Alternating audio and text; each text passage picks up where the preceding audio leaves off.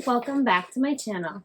Today we are going to be working on this brand new released pattern. This is the Jazz Tote by Sewfisticated Craft Designs, and it is amazing. So I've never made anything like this before. It's got a luggage sleeve on both the front and the back. It has a slip pocket on the front and the back. And let's see, it has a magnetic snap closure. I did use rivet snaps for this, or rivet magnets, sorry, for this, just so that you don't have any prongs or anything exposed on the outside. This is my favorite part. It has this amazing zip around, totally separate section on the bottom, so you can put anything you want in here. Snacks, shoes, wet towels, and then it has this awesome mesh zippered pocket. And then on the inside here we have 4 separate mesh slip pockets, as well as, where'd it go? As well as a key leash. And then it does have a finished bottom in here as well. I would say this is an intermediate pattern just because there are curves and binding both in the same area. I had a really great time making this. It definitely will not be my last. My clear top main pieces are TPU from Wonderground Fabrics. You want either a PVC up top or a thicker TPU. So I opted for a thicker TPU. This one I think is 0.5 millimeters. I do have some that are 0.7. Those probably would be good too. And then you just want to make sure that when choosing your materials, the pieces that you use for the base are sturdy. If they're not, then it will fall in on itself. So the really nice TPU that I love isn't going to work on this. I mean, it might, you could use it on pockets and stuff like that, but as the main panel, I wouldn't use any of the nice thin pliable TPUs. You're going to want to go for something stiffer here for sure. So we also have a D-ring here too to hang things off of. I forgot to show you that. So let's go ahead. We're going to get right in and go over the pieces that we're going to be using for today's pattern. Thank you so much to the designer for allowing me to create this video with your pattern. It truly is an awesome bag. And then also don't forget to subscribe. And if you find the tutorial helpful, please go ahead and give it a like. Let's get started. Okay, let's go over the pieces that you'll need. So I have a front panel, which is piece A, and a back panel, which is piece B1. These are the same exact size, and for me, I cut them out of the same exact material. Then I have my slip pockets, and this is 2 pieces of mesh. This will be inside the tote. These are both the same size. Keep these together for now. Then I have 2 pieces for slip pockets. Then I also have my key leash, and this is piece A3. Then I have piece C, and this is going to be my zipper gusset, and I'm doing 2 pieces in 1 clear print, and then the 3rd piece I'm going to do in a solid jelly. You could also do it the opposite. You could do all 3 the same. I just figured I'd switch it up a little. So these are my zipper gusset pieces. And then I also have my base gusset piece, which will be a little bit taller than your zipper gusset piece. So I have 1 of these, and I cut mine in jelly. I have my zipper tab pieces out of just my waterproof canvas, which is going to be my lining pieces. Okay, then I have my mesh fabric, and this is cut to the shape of the base, or you could just cut a rectangle and then it's cut in half to 2 equal pieces. Then I have 2 pieces of lining base, and 2 pieces of exterior base, and I did fuse Decoville Heavy to the back of both of them. This is I'm not sure what it's called. I think like Nebula or something from Mormino. It's a really nice vinyl. I probably almost could have done without the Decoville Heavy, but I wanted to make it as the pattern was written. Once I've made it, if I go to make it a second time, then I'll know better if this material really needed the Decoville Heavy, but for now, I'm making it that way. So these are all my pieces of fabric. And then I have a spool of bias tape, bias binding tape, whatever it is. I have 2 cuts of zipper tape. So this is going to be the one that goes around the base. And this is going to be the one for my mesh pocket. Then I have a smaller piece of webbing. This is 1-inch webbing. This will be my luggage sleeve on the back. And then I have 2 long cuts to the length in the pattern. These will be my straps. Then I have my 3/4 inch swivel hook, my 1-inch D-ring, 3 number 5 zipper pulls, and my logo tag. And that is everything I have cut right now. I usually miss a piece, not gonna lie. So if I did, I'll let you know, but let's get started sewing this bag. Okay, so the very first step here, we're gonna take our key leash and I'm gonna place the swivel hook on and I'm gonna fold it over about 5/8 of an inch and top stitch with 1/8 of an inch seam allowance.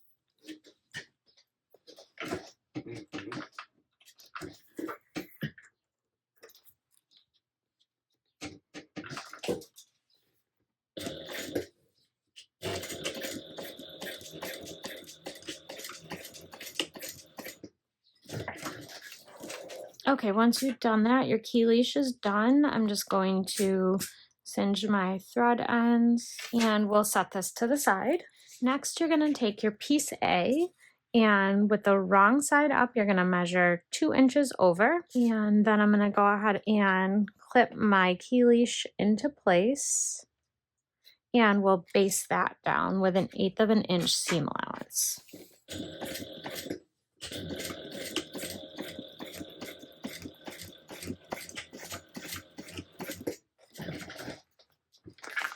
Then I'm going to take my bias tape and mine comes on a roll. I'll link this. I just got it on Amazon.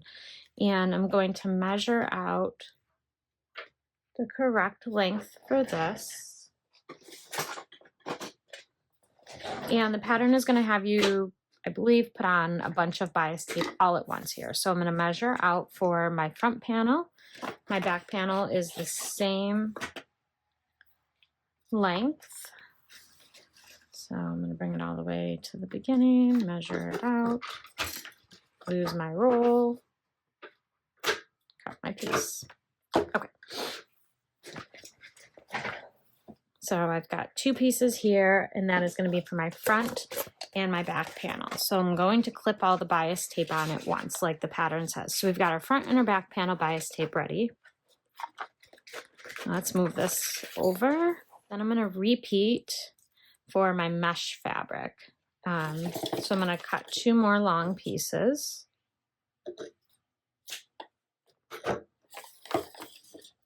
I've never used mesh before, so I have no idea what my machine's going to do with it, but we are sure going to find out together.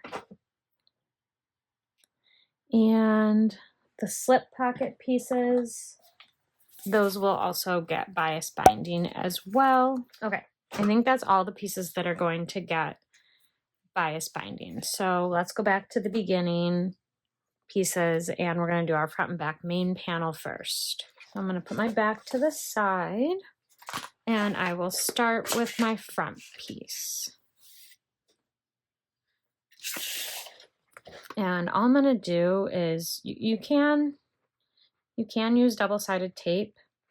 I'm going to give this a shot. I really don't think I need double-sided tape. Famous last words, right? So I'm just going to try clipping this. You could also use jelly binding. Oh man, I was smart, I would have cut jelly binding. It's too late now. I mean, it's not too late, but I really don't want to get back up and cut more binding. So we'll go with this.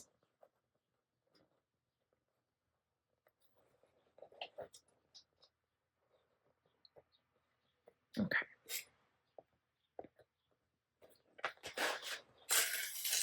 And then the instructions say you'll baste your binding down at 1/4 inch seam allowance.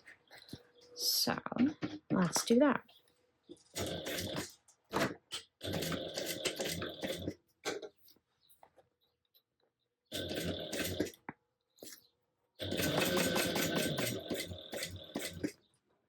Just hoping this isn't like wrecking the back of my binding. So far, so good. I'll take it.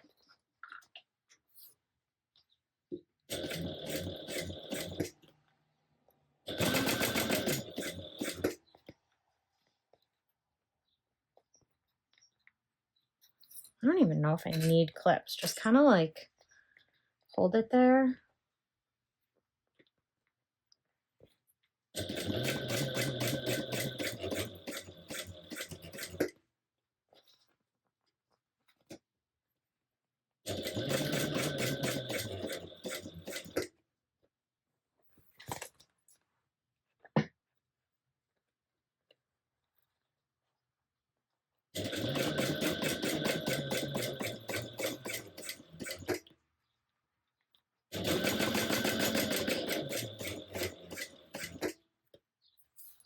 And when you get to your key leash, you want to make sure that your leash stays straight, because however you sew it on here is how it's going to be at the end.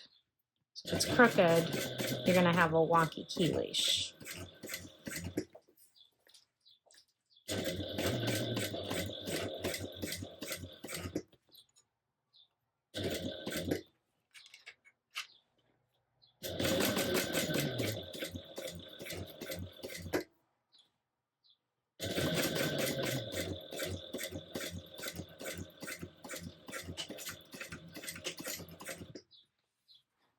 Go ahead and check out both sides.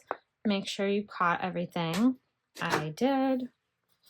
I'm going to trim up my threads. Okay, and that's what you should have. So this is going to be my front panel. Later on, I'll decide where I'm going to put my logo tag, but I'm not sure how the rest of the pattern goes together yet because it's my first time ever making it. Definitely not my last though. So I'm going to repeat this with the back panel, the pocket panels, and the mesh panels. So let's do that.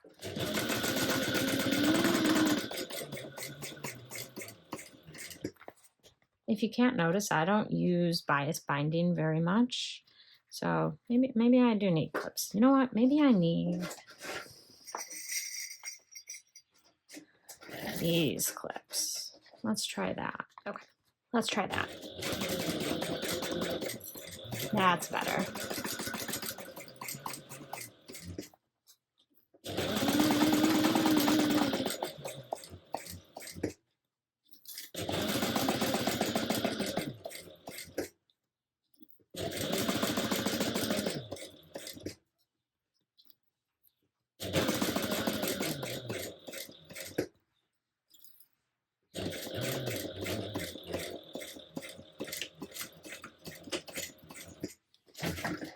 And I go ahead and trim up all of my threads and my bias binding. All right, so there's the next one. And if you wanted, you could definitely put some woven labels in here. I'm sure I'll find a place to put one, but not necessarily on the front. Okay, let's go ahead and get this biased on.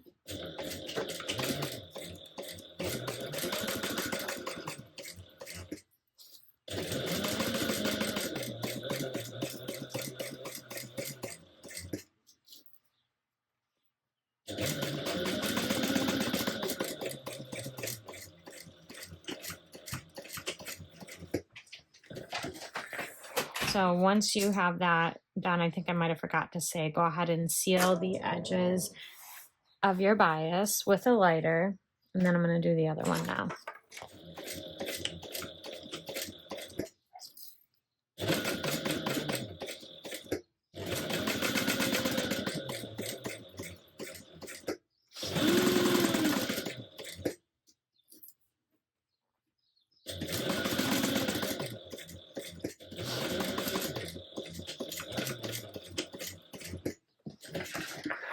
and seal off the edges.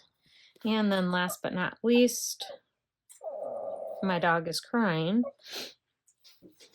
but we're gonna find out what happens with mesh in this machine with bias tape. I'm a little worried. I might have to get out my small domestic. Come here, buddy. Okay, here goes nothing.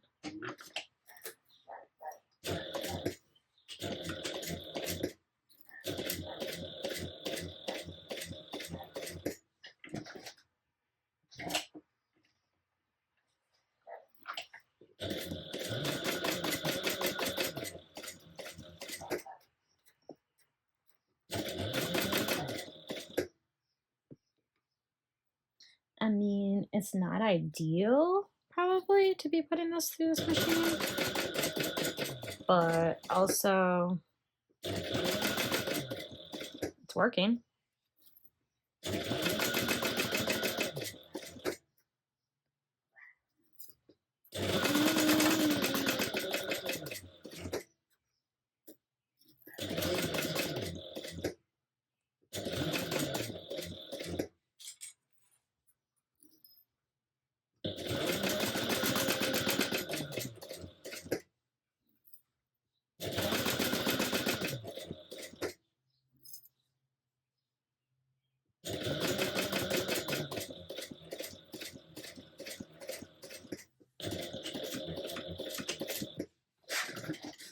Go ahead and seal the edge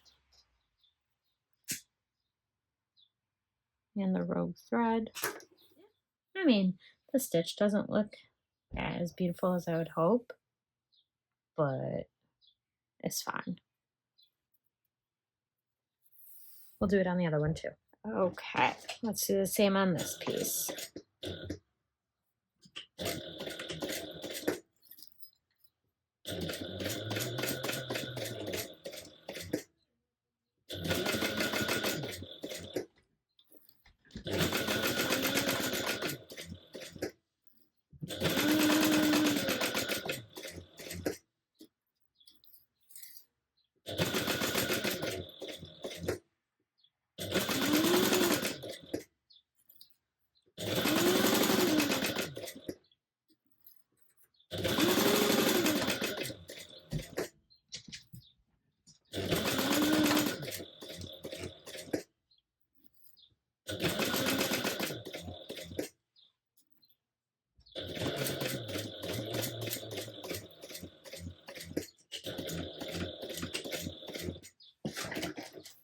Make sure you trim down the sides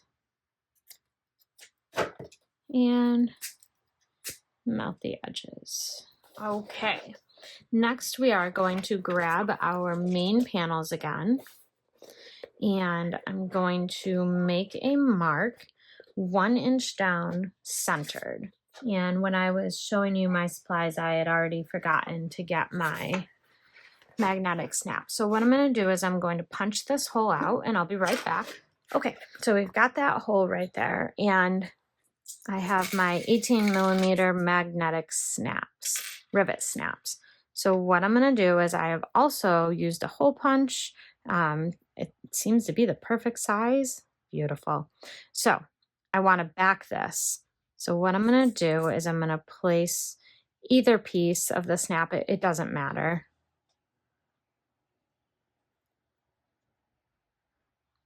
I'm going to place this jelly vinyl on the back of both pieces of the snap.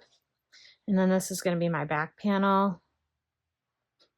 Yeah, it doesn't have the key leash, so it's my back panel. So I'm going to give it the innie piece. And then I'm going to insert it just like that. So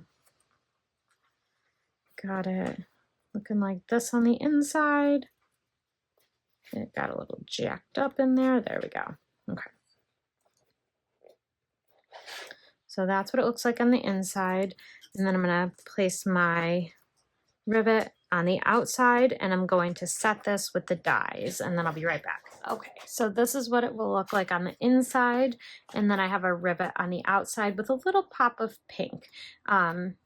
it does two things. It stabilizes it, sort of, kind of. Makes me feel better about it. Makes it so that it's not such a thin spot that you're riveting through. So you don't have like a gap or anything. And it looks cute. So I'm going to repeat that with the front panel. Perfect. So I've snapped those together just to double check that I didn't mess anything up. And they look super cute with the jelly backing them. I really like that a lot. You could put a layer on each side, but I think one's plenty.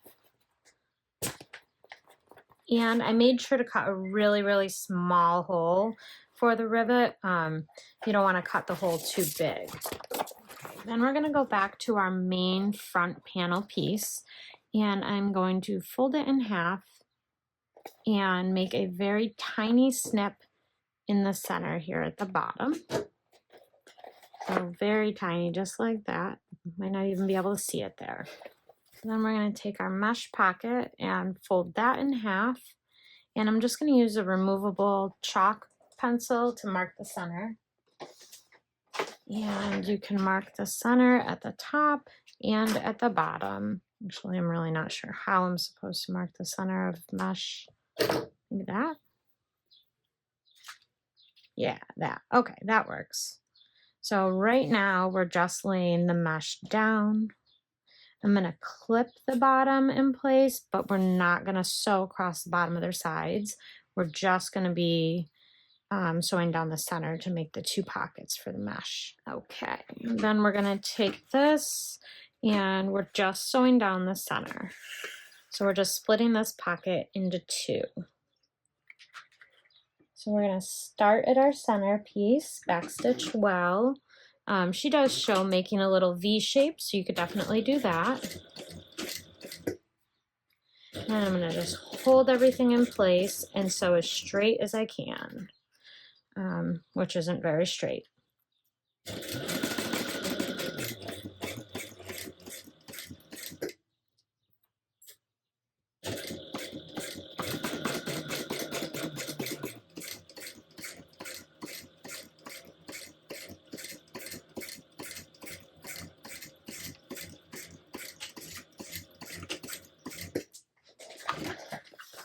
Okay, so for the next step, we're going to have to roll up our mesh pocket pieces here and kind of scrunch them all up to the center, which is why I'm assuming why we're not sewing the sides and bottom yet. Makes sense to me. So I'm just going to clip everything in place. And then we're going to come to the front, and I missed this step in the pattern when I was reading, so we should have done this first. You want to mark out the placement for the slip pocket here.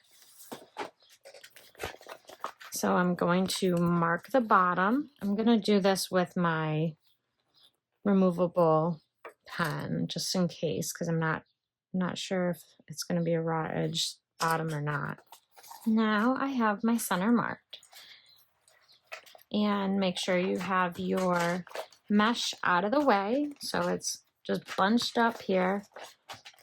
And you're going to place this piece 5/8 of an inch up from the bottom. And make sure you've got it centered. Okay, so I went ahead and I placed some masking tape down on the sides to hold my slip pocket where I want it. So now I'm going to go ahead and base down at 1/8 of an inch away.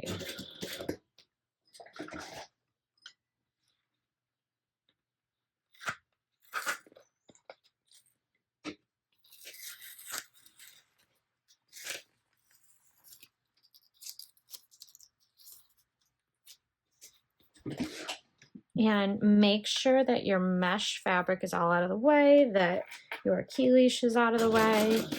You don't want to sew through any of that stuff, just through the main panel and the pocket panel right now. So what I did was I just kind of moved all my mesh over to the side I'm not working on. And we're just going down the sides, not the bottom.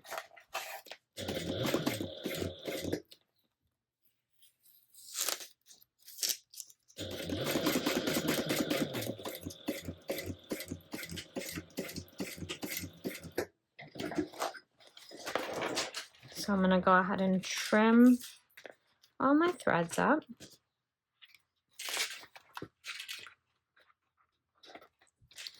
And then we're going to move all of our mesh over to the other side, and we're going to do the same exact thing here and stitch this slip pocket down.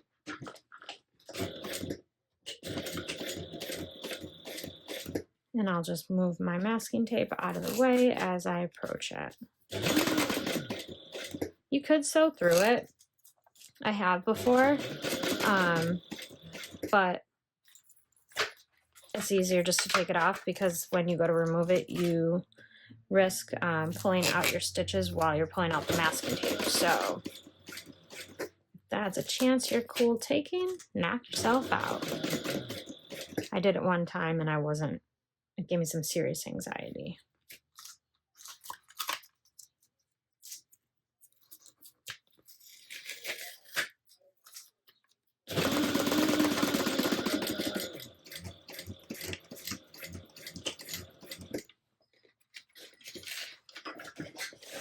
And if you need to, go ahead and melt any threads. Okay, so I have my pocket sewn down here.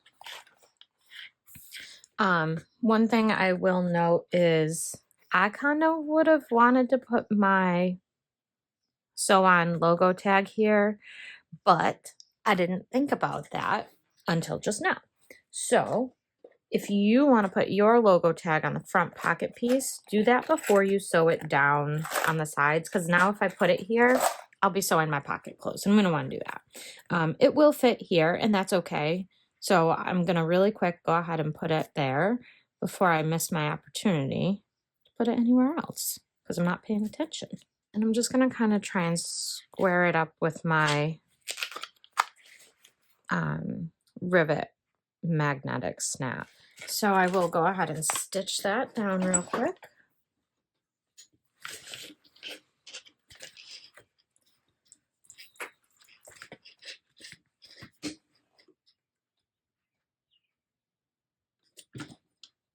And I am going to back stitch on this one because it's a black tag and black thread.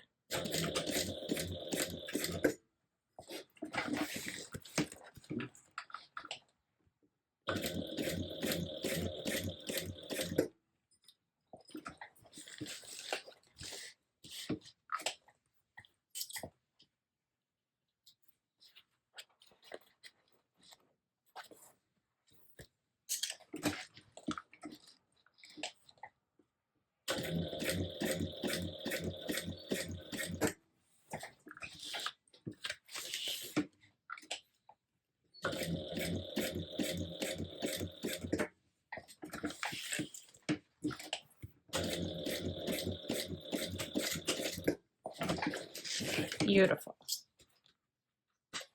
It's not all bad. I mean, I do kind of like it there actually. So that is where we're at for our front panel. Then we have our luggage sleeve. So it had you cut 1 seatbelt webbing length for the luggage sleeve. You're going to take that and you're going to cut it in half.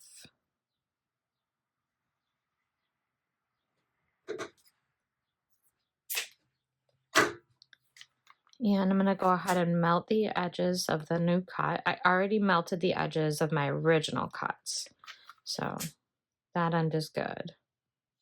And it's just going to heat seal it so it won't fray. Then we're going to go ahead and we're going to place the luggage sleeve piece 3.5 inches up.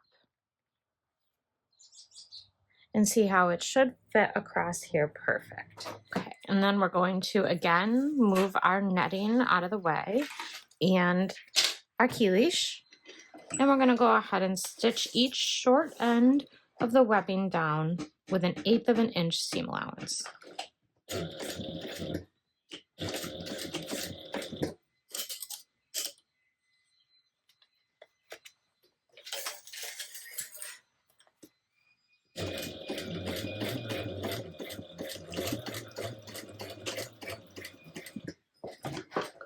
All right, and then I'm going to bring this around to the other side so that it's out of the way.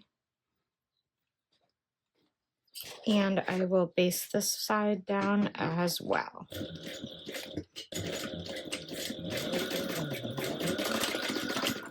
If you don't have masking tape, you could also use double-sided tape to keep the edges down here.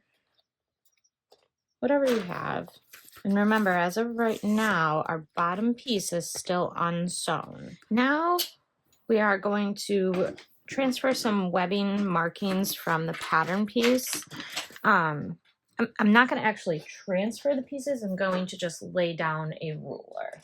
So next, on your pattern piece, you're going to have a marking right here at the bottom of your piece, and it's going to say webbing placement, and then it has a measurement. So you can either draw a line at that spot, so you can lay down your ruler and draw with a removable tool. None of my tools really draw really well on this clear TPU. It will draw on the jelly, which I guess really is probably all I need.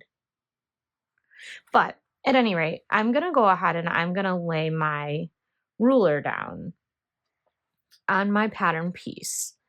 And I'm going to take that measurement. So say the measurement is 3 inches. It's not. Let's say the measurement is 3 inches. So I'm going to actually lay my ruler at 2 inches because I have 1 inch wide webbing. So what you would be doing is if your measurement was 3 inches, you'd be drawing your line here, lifting up your ruler, and then placing your webbing right here. Okay. But since that's not the case, since we're not drawing the line, I'm going to lay my ruler down at 1 inch less than what the pattern says. So if it says 3 inches, lay your ruler at 2 inches away from the short edge.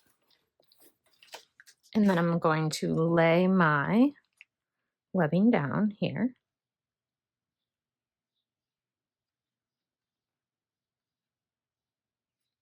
And see. Now this should be hugging the line that you drew if you went that route. I did not. So I'm going to clip this in place at the bottom, and I'm going to start laying my tape down. Don't tape to your ruler. Just make sure that everything stays straight. You also could use double-sided tape if you wanted, but you wouldn't want to put double-sided tape on the entire length of your webbing. That's the only thing. Okay, so you should have that right now, and it should be covering both the raw edge of your pocket panel as well as the raw edge of your luggage sleeve. So now I'm going to go ahead and I'm going to turn all of this around.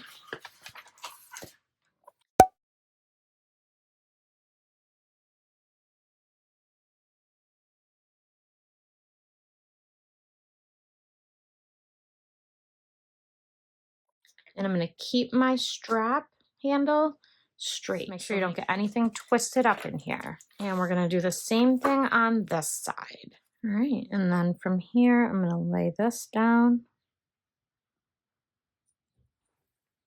I'm going to clip the ends in place, and then I'm going to start taping down this side. Make sure everything is staying straight though. So this is what you should be looking at. My strap is all nice and straight. Everything is clipped or taped down. And then you're going to take your ruler again, and you're going to lay it at the top. And you're going to get a chalk pen, and you're going to measure 2 inches down from where the webbing starts at the top.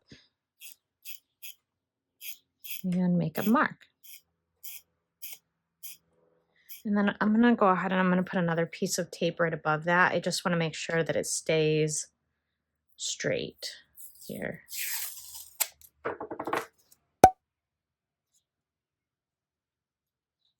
I might be doing a little too much tape here, but I really want to make sure my pieces turn out looking nice. So crooked straps would be no good.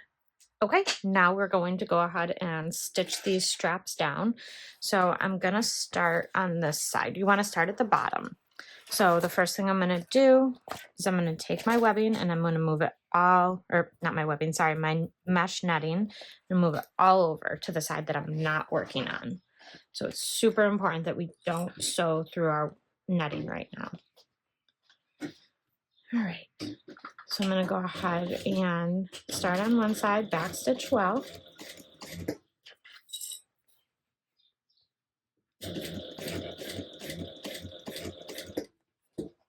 And as you come up to the tape, go ahead and pull it off. And I'm actually going to save my masking tape for the back panel.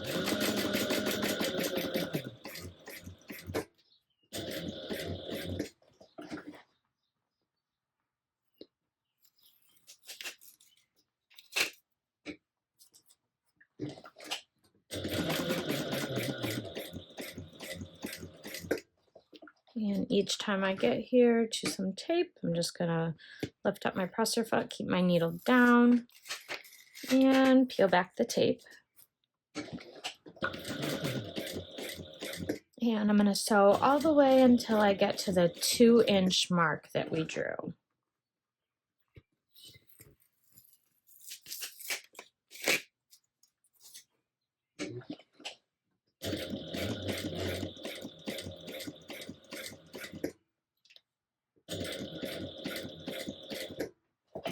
All right, so I'm at my 2-inch mark, and we're going to reinforce by sewing an X. So here I'm going to pivot and I'm going to come across the mark.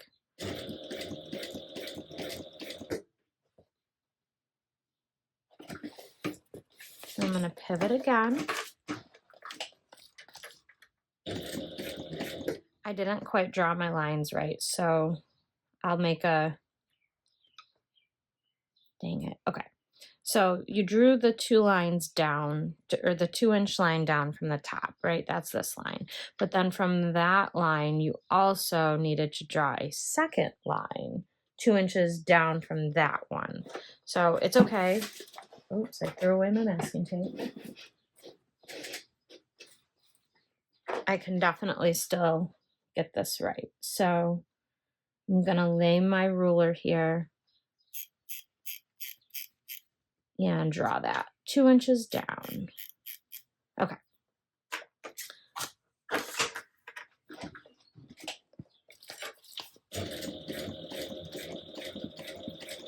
So we're going to continue stitching till we get to that mark. Okay. Then we're going to come back and we're going to come across here. And then I'm going to come all the way up here. And you can use a ruler to draw this mark if you like. I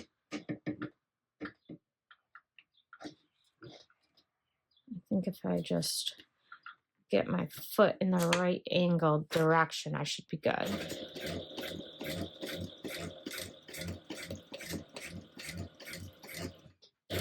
Perfect. And then I'm going to come back this way.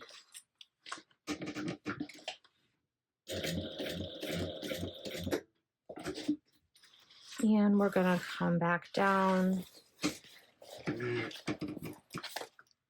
this way. So I'm going to use, again, I'm going to use my ruler just to kind of make sure my foot is going in the right direction.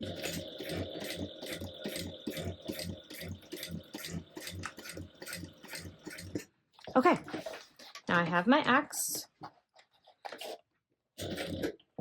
And then we're going to just carry on stitching the rest of the way down.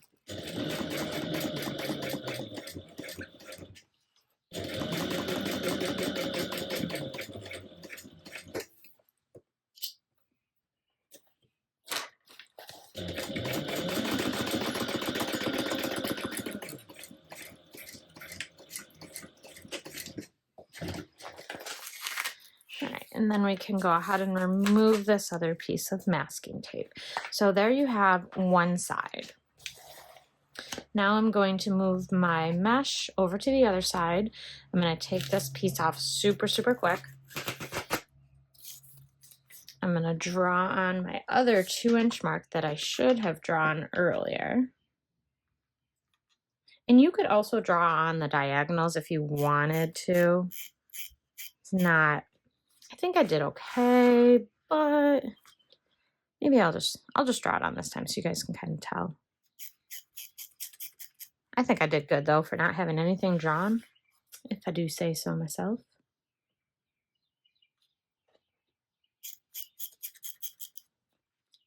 Okay, that might help you guys see it a little better too, is how I'm going to actually stitch. And I'm going to put this piece back on. Okay. Now, with our mesh out of the way, so it's going to be all over on this side, I'm going to start on the bottom again for the other piece of webbing, well, the other half of the webbing.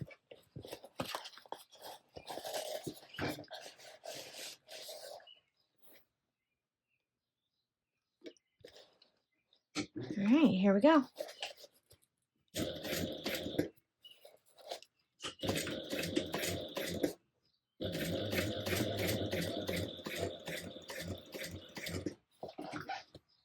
And again, I'm still going to hang on to this masking tape because we have to do the same exact thing to the back pocket. And why waste it if we don't have to? I'll just reuse it on the back.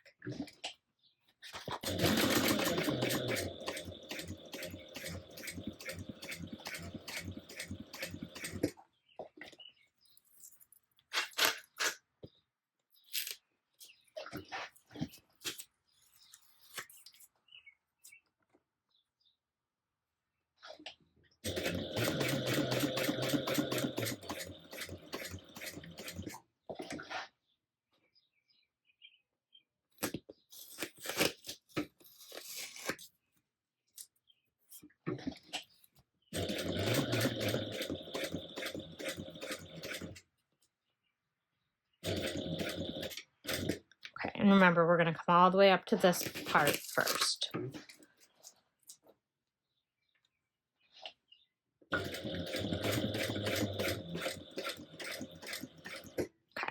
So now I'm going to stop there at my 2-inch line, my first one. It's my 2-inch from the top line. We're going to pivot. I'm going to come over to this side.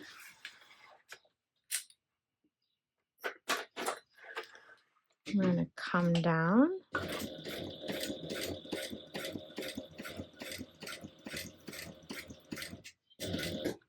Okay, we're going to stop and we're going to come over to this way.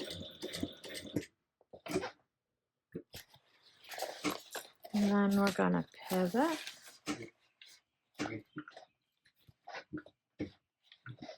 And we're going to follow along that line that I drew.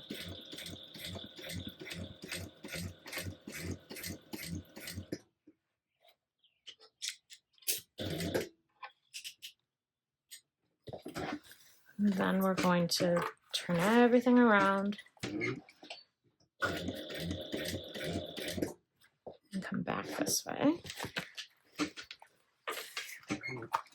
You know what? I kind of like it better without having drawn the line, because now I drew the lines from not considering the 1/8 inch mark. So if you're drawing the lines, you want to kind of go to the side of it, but it's okay.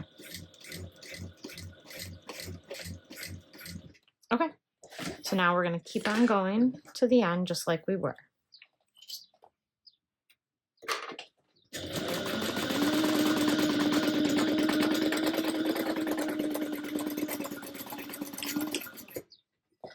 And just for the heck of it, I am going to stitch the bottom part down too.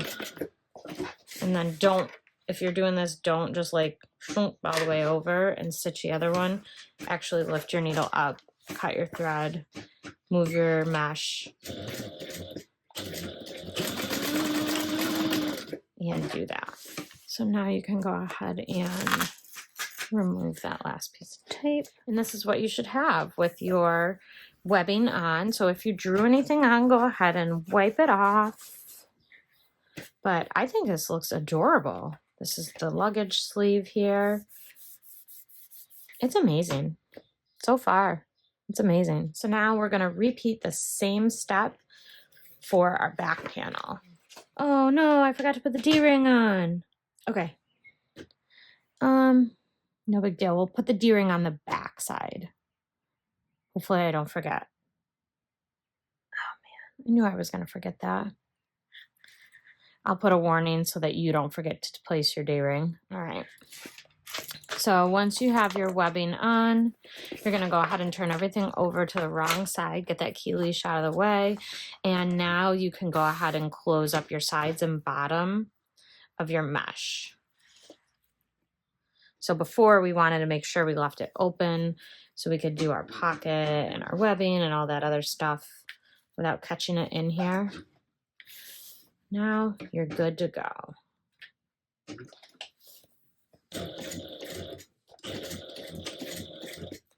So we're going to go ahead and close this all up.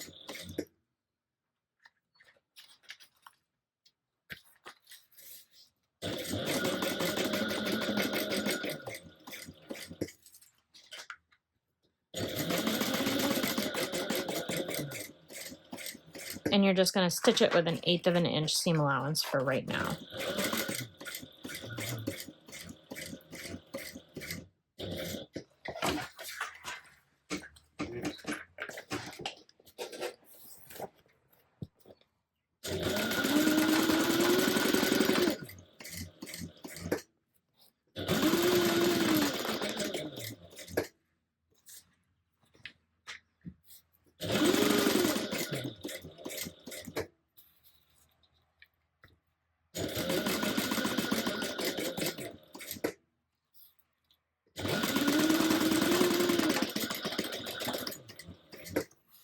Okay, almost there.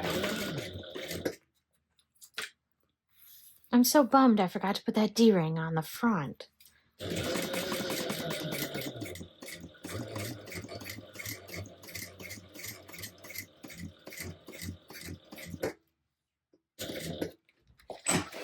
Okay, we're going to pivot.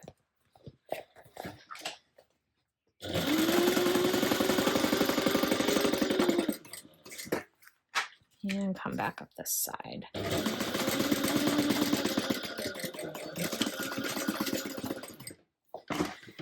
And now you can turn everything back to the right side, and you can go ahead and trim off any excess mesh that you have.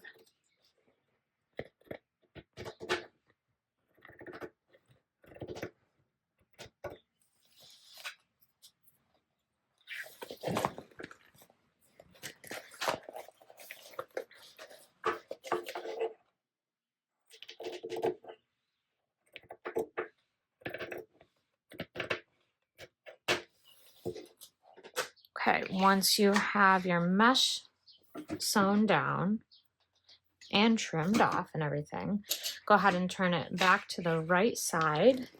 And now we're going to close up the bottom of this pocket here. So our front slip pocket, we're going to place our needle down 1/8 of an inch away from the bottom here and right where the webbing ends. And then we're going to close this up with 1/8 of an inch.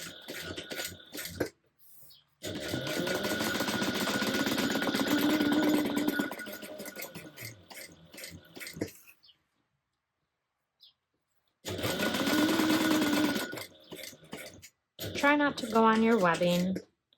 If you do, it's not a huge deal, but I think it just looks nicer if you don't. Okay. This is your front main pocket minus the D-ring that I forgot, but I will show you guys how to put it on. Ours will just be on the back side. So,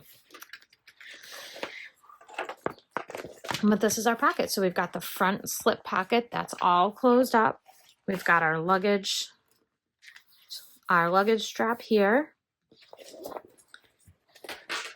And then we have our key leash here. And we have 2 nice big open mesh pockets here on the back. So I'm going to fold this up and I'm going to repeat all of those steps, including adding the mesh, doing the handles the right way. We'll put the D-ring on this side. So I'm going to set this one to the side and we're going to go through and we're going to repeat all the same steps with the back panel. Okay, so we're going to take our mesh pocket.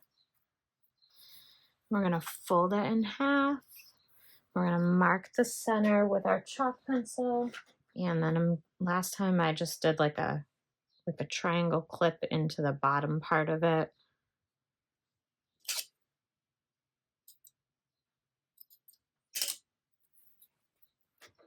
There we go. Okay.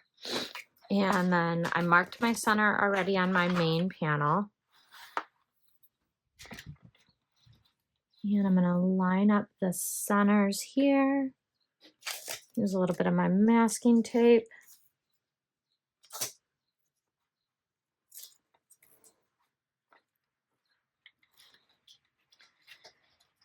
And I'm gonna just sew right down the center of my mesh.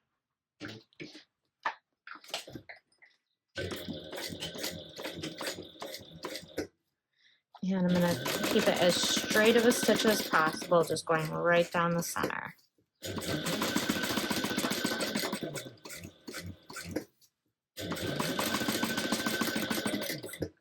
Hello, what happened?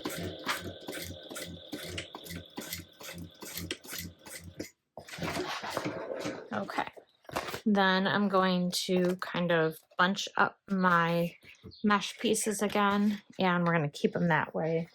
I'm gonna move them back and forth. So I'm gonna take my ruler and I'm gonna place it at 5/8 of an inch, and I'm gonna get my jelly pocket and I mark the center of it, and I'm gonna line this up. More masking tape again. Okay, and then she does give the measurement on what distance it should be from each side. Just go ahead and double check that. Once you're happy with your placement, we're gonna stitch this pocket down 1/8 of an inch away from the edge.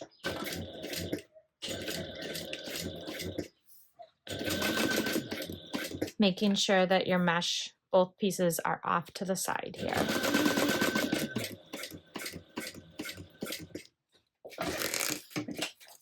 I'm gonna remove my masking tape as I approach it.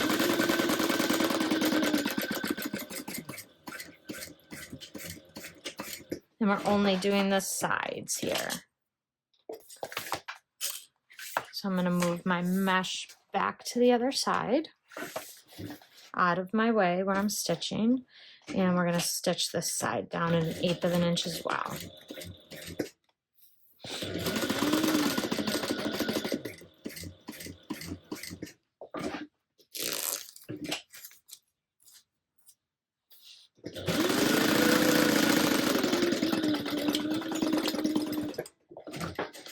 You can go ahead and remove the masking tape for now. And I'm gonna trim up all my threads here. Then I'm gonna go ahead and get my piece for my luggage sleeve. And I'm gonna place this one 3.5 inches up from the bottom. And we'll stitch this down at 1/8 of an inch. Make sure that stayed straight just because I pulled on it a little. It did. Okay. So I'm going to keep my mesh off to the side here, both pieces, so there's nothing but the main panel, the pocket, and the luggage sleeve right here where I'm about to stitch. And stitch that down at 1/8 of an inch just to baste it down. All right. And I'm going to turn everything around. And I'm going to take the mesh and I'm going to move it all back to this side again. So both pieces are over here. And I'm going to do the same exact thing and stitch down the luggage sleeve here as well.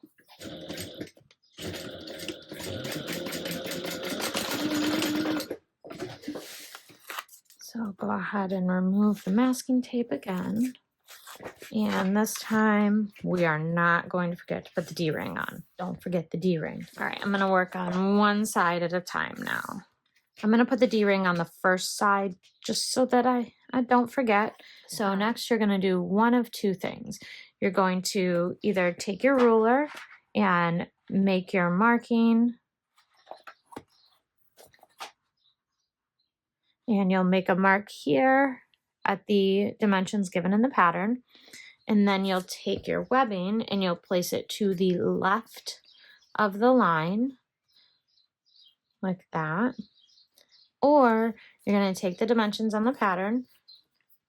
So say it's 5, and instead you're going to place your ruler at 4, and then you'll go ahead and you'll lay your webbing down here, making sure to keep everything nice and straight. And that's how I'm going to do it. Worked out okay for me the first time, minus the whole forgetting to put your D-ring on thing. And keeping everything nice and straight, you're going to go ahead and you're going to start taping it down. My tape is all curling up because I've used it a bunch of times.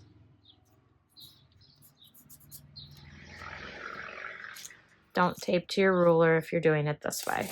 I'm going to push these down here, and then I'm going to put my ruler back down. So I'm going to make some marks and then put more tape down. So, and then I'm going to place one more piece of tape up high here just to keep the rest of everything straight. And I can go ahead and remove my ruler, and I'm going to make some marks and place some more tape. Now we're going to make a mark 2 inches down from the top. And then you're going to go 2 inches down from that. Okay, so I'm going to go ahead and slide my D-ring on now just so I don't forget. But we're not going to sew it on until the very end. So I'm going to hold this up here straight.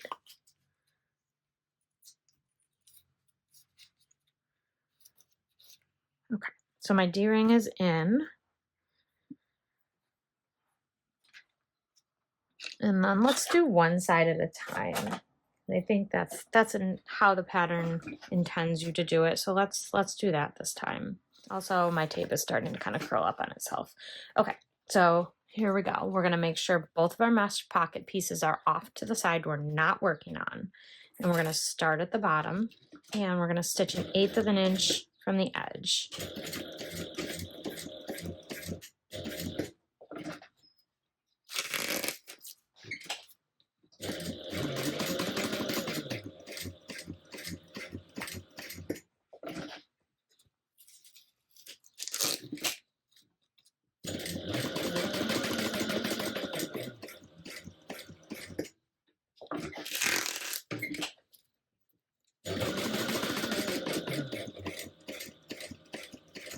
And we're going to come all the way up to the mark that's 2 inches from the top.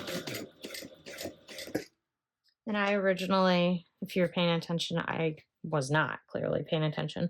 I marked my 2-inch line incorrectly, so I actually marked it as 3 inches or 2.5 or something like that. So I started to pivot here, but thankfully I noticed it. And I just unpicked these stitches real quick, and we're going to come back down now.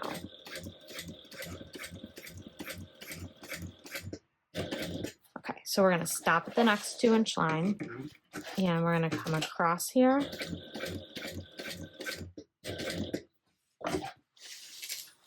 And then we're going to pivot, and we're going to angle up.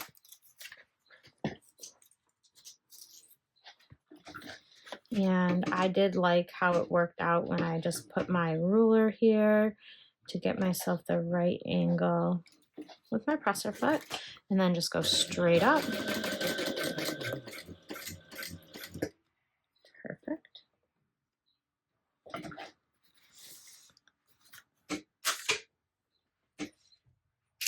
And then we're going to come back this way.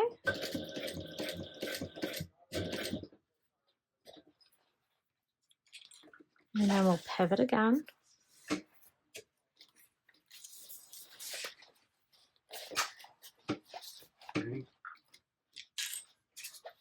Let me use my ruler one more time just to make sure we've got the right angle. And then we're going to come back down here.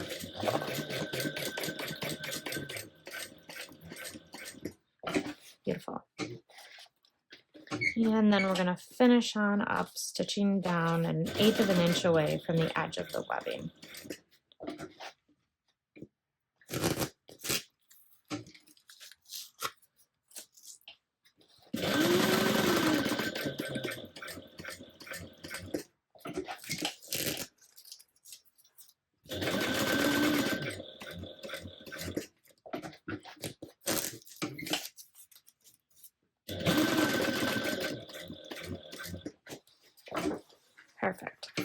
And then go ahead and stitch across here.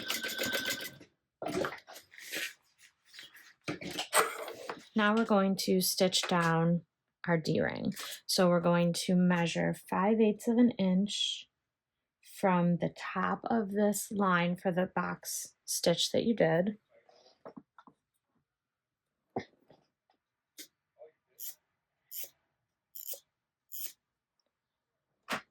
And mark that. Then you're going to bring your D-ring down nice and close to your box stitch, and you're going to stitch right across that line that you just drew.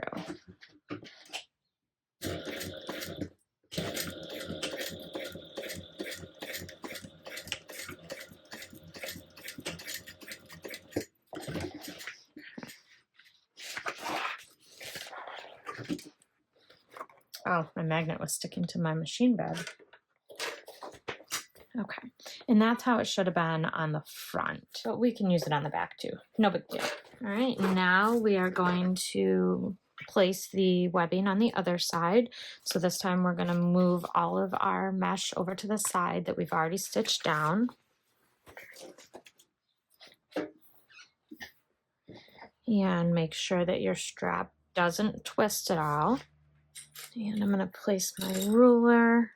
Again, making sure that everything's not twisted. And I'm going to start taping. Go ahead and remove the ruler. Tape it the rest of the way down. And then I'm going to grab my ruler and I'm going to draw a line at 2 inches down from the top. Not 2.5, 2. So 2 inches down. And then 2 more inches from that position. That's going to be where we make our X. Just going to double check one more time to make sure my handles aren't twisted.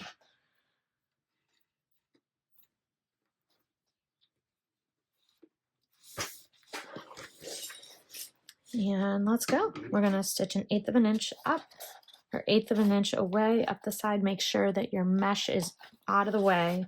You shouldn't be stitching through anything other than your webbing, your main panel, and your pocket panel.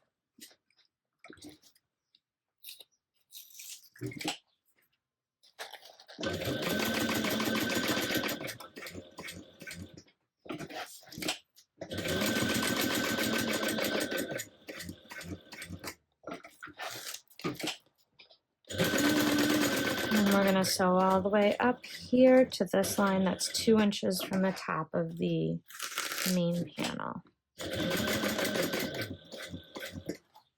Pivot, come across,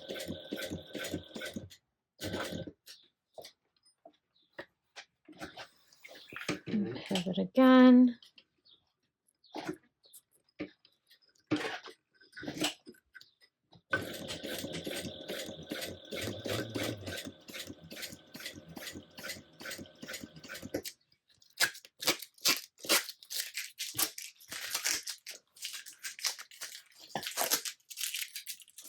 And then we're going to pivot one more time.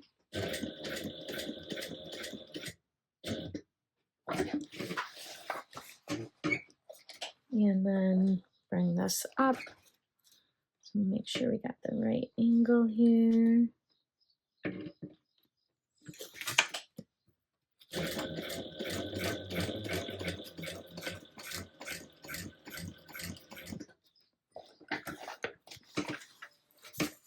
Oops, I overshot just a tiny bit. So I'm going to come back this way.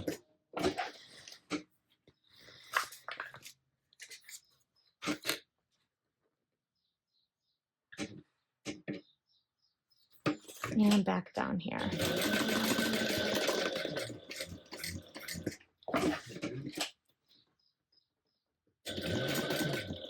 And then continue on the rest of the way down.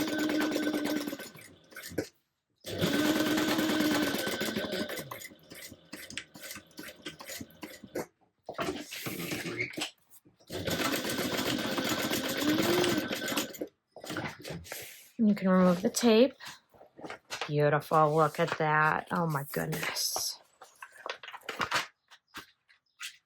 Then I believe we're gonna go ahead and unroll the mesh. Yep. All right. So now we're going to do this, space the mesh down at 1/8 of an inch away.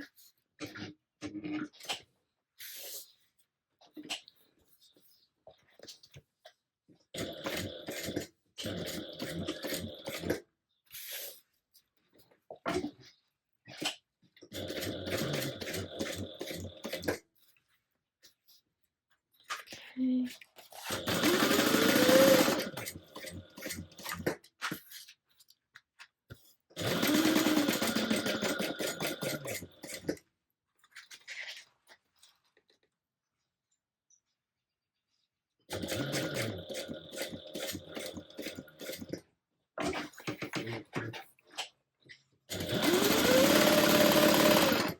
Go ahead and come all the way across.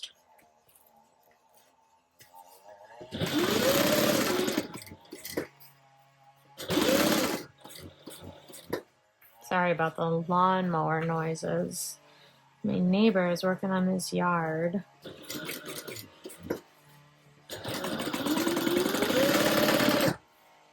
Okay.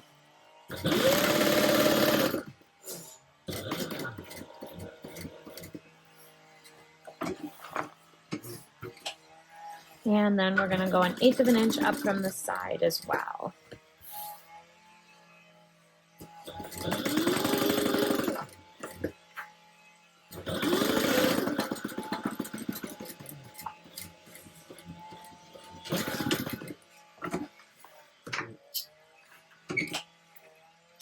And then go ahead and trim up all of your threads. And once you have your threads trimmed out, you're going to go ahead and trim off any extra mesh.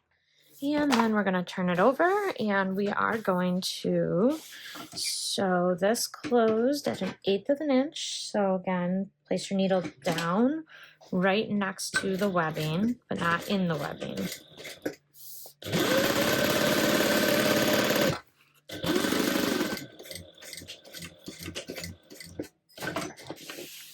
Okay, then trim up any of your loose threads, melt them, burn them with a lighter, whatever you want to do with them. I don't know why this one's a little weird. Did I like pull too tight or something? I'm sure it'll be fine when we finish the bag up.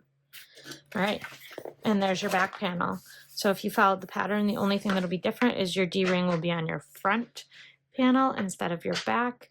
Or if you're like me and you forgot, it'll be on the back. Or not at all. So the front panel and the back panel are both all set. So now what we're going to do is we're going to join them together using French seams. We're going to learn how to do French seams together because I've never done French seams before. So we'll put these pieces wrong sides together.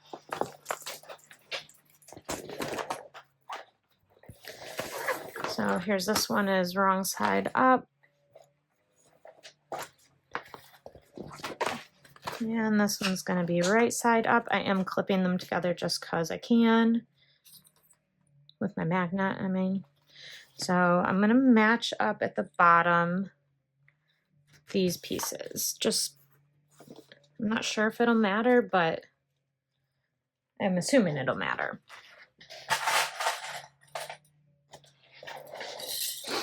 Then I'm going to go ahead and clip everything together. So remember, these are wrong sides together. I know it's not what we normally do.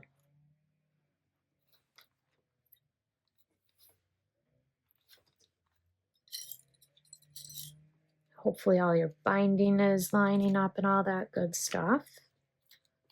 All right. And then we're going to clip together on the other side. Make sure that your key leash is out of the way. All right, and then she suggests starting your stitches from the top for a nicer finish. So we will do that. And you know what? I haven't changed my bobbin yet, so I'm going to just give it a little check. I should be good for this part. All right, we are going to go ahead and stitch these closed with 1/8 of an inch seam allowance.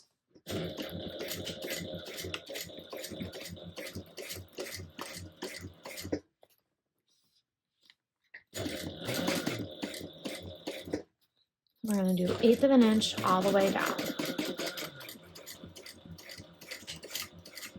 I'm back stitching over my binding.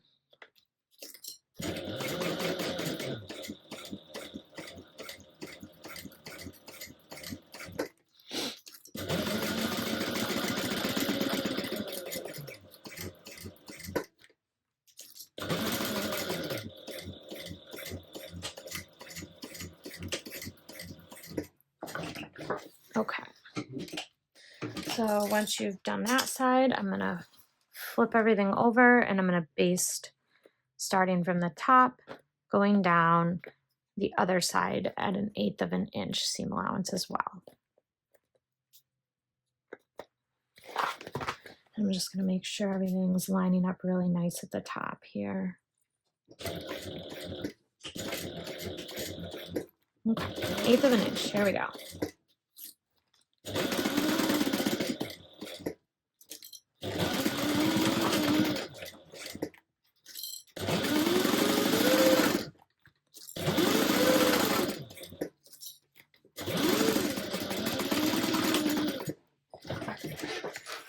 So right now, this is what you should have. Go ahead and trim up all of your threads.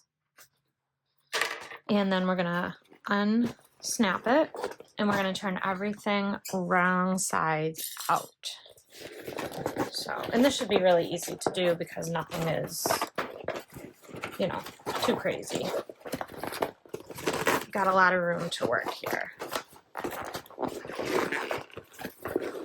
I say that, and then it's difficult for me to turn. Now everything is wrong sides out, and we're gonna come back and we're gonna flatten the seam that you just sewed at 1/8 of an inch on the other side.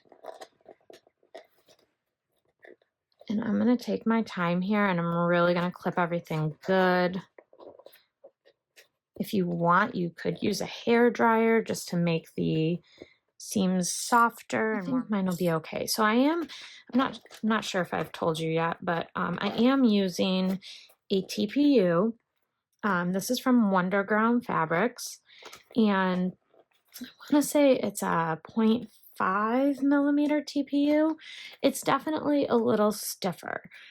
Normally, I don't love TPU that is stiffer like this, but for this project, it's actually very perfect because now it will help my bag stand up straight. Whereas like my favorite 0.4 millimeter TPU would look beautiful, but it may fall over. Okay, so I've got this side clipped. I'm gonna turn it over and I'm gonna do the same thing on the other side. And remember, we're gonna be starting from the top when we do this again, I'm sure.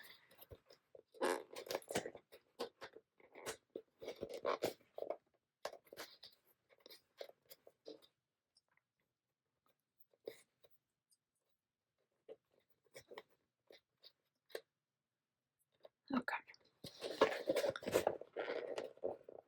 I'm gonna really push my seams out so I can make sure I get the best possible finish. Okay, so now we're gonna go ahead and we're gonna stitch this down at a 1/4 inch seam allowance.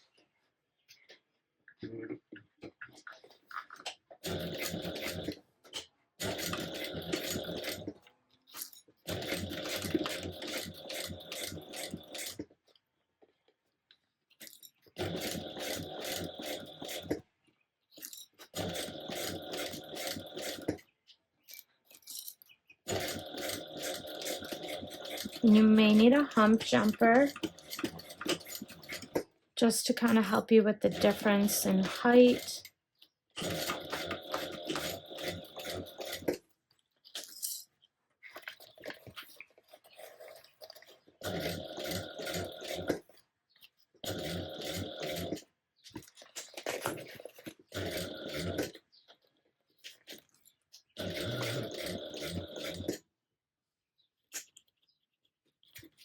My clips are sticking to my mesh, like they're getting stuck on my mesh when I try and move them off.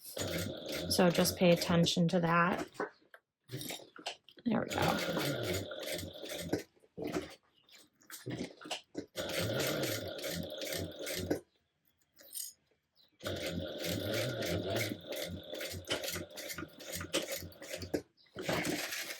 Okay, so this is what you should have right now. This is your French seam. So see how the raw edges are now encased?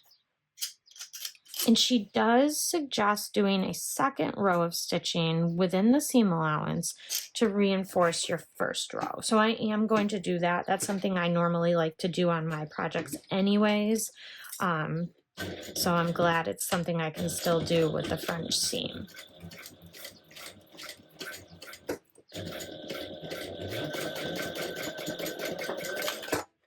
Ooh, hello.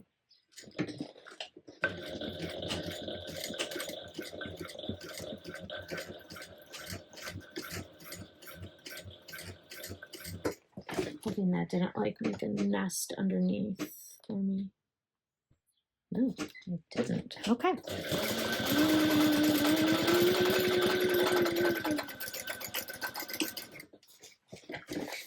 Okay, so there's one side. We're gonna flip it over and we're gonna do the same exact thing for the other side. Again, still starting from the top. Make sure that your key leash is out of the way. And we're gonna start with 1/4 inch seam allowance. This time I'm gonna grab my hump jumper for this spot. Problem is, I really don't know how to use it. I have it.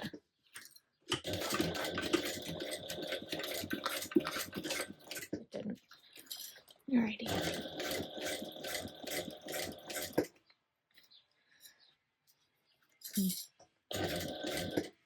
All right, based on how I've seen people use it before, I go like this. Hey, look at that. Look how much easier that was. Guys, I learn something new every time I sew.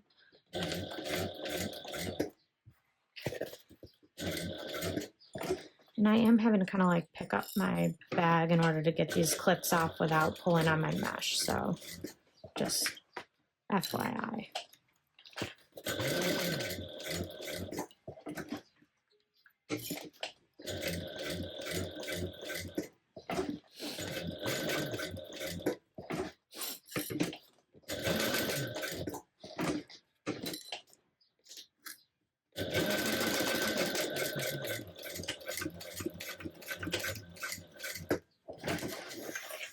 Okay.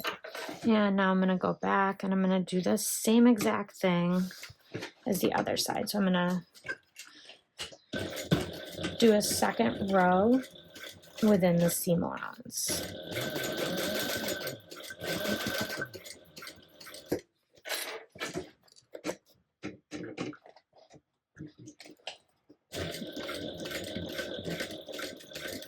That's so cool.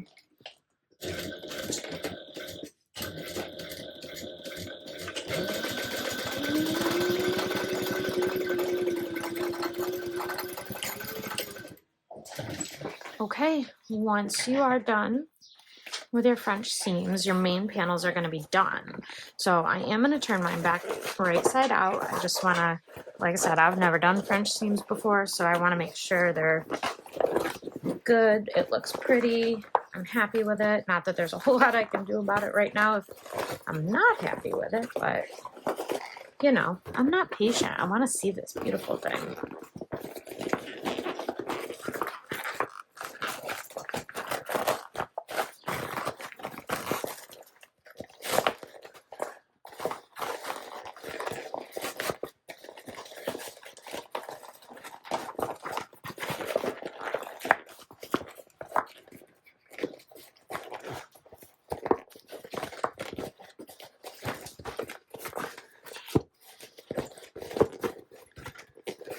How cool is this bag so far? Oh my gosh. So this is the back.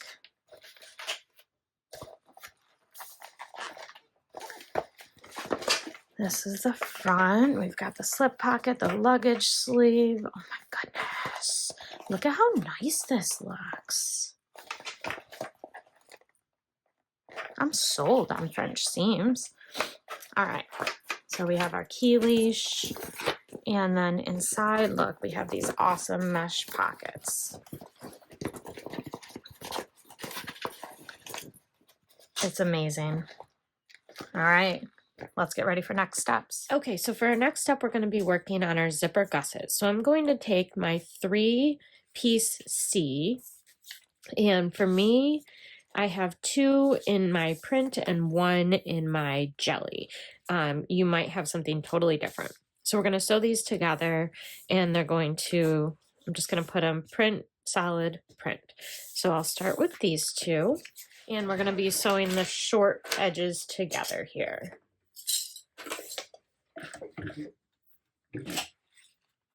So I'm going to place them right sides together, and we're going to sew with a 3/8 inch seam allowance.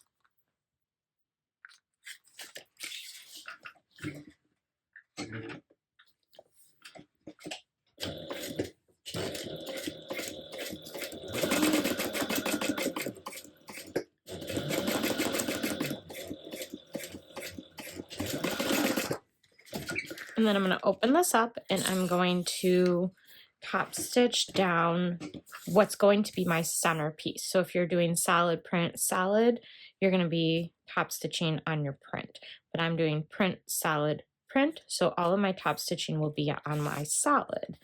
Hopefully that makes sense. Top stitching should be on the center piece no matter what it is. So I'm going to top stitch 1/8 of an inch away, and make sure you folded your seam allowance towards your center piece as well. So this is what it looks like underneath. Seam allowance is facing to the center. Now I'm going to take my other piece, lay those right sides together,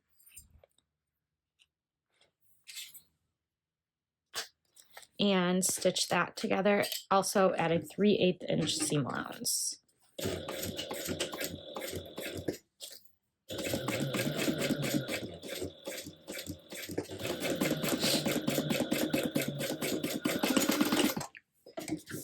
All right, once you have that in place, we're going to go ahead and open this up. Same thing, we're going to press our seam towards our center piece and top stitch down your center. Whatever it is that's in your center, whether it's print, solid, that's where you want to be top stitching.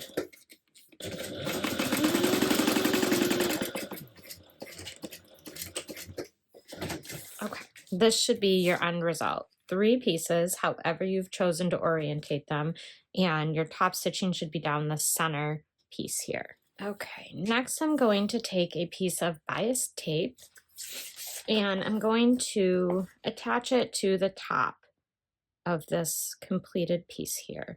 Now, the top and the bottom, if you will, are pretty much the same. Not pretty much, they are the same.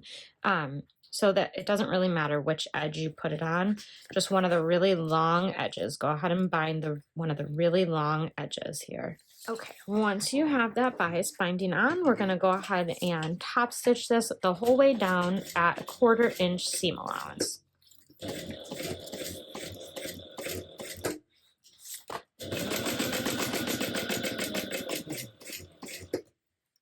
So we're doing just like we did with all the other bias binding so far in this pattern.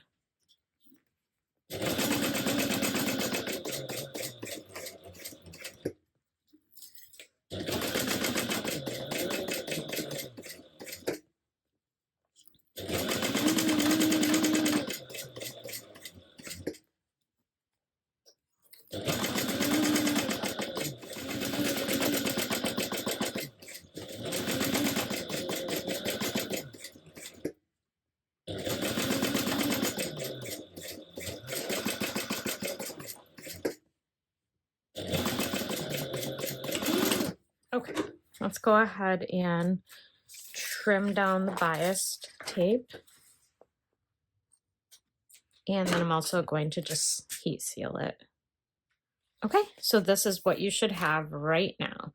One long piece with some bias binding at the very top. So now I'm going to take my longer of my 2 zippers, and I'm going to install my 2 poles.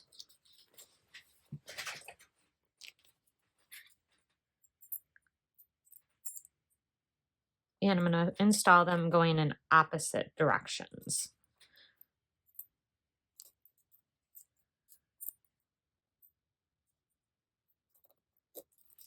So there's one. I'm going to bring it all the way down to this end.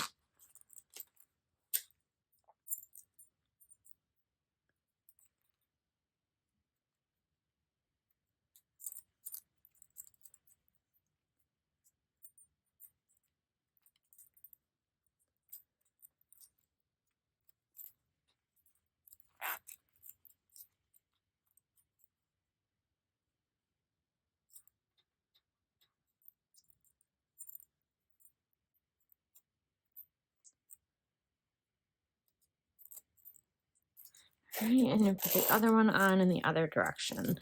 I am going to leave them kind of off to the side to hang and dangle off here. I think that the way I normally do it will work. So then what I'm going to do, she says on here that you can draw a line right here on your zipper tape at the 1/4 inch mark from the edge of the zipper tape up. Let me see if I have anything that will, I don't know if my chalk will show up because it's black and white. So let's try it out and see.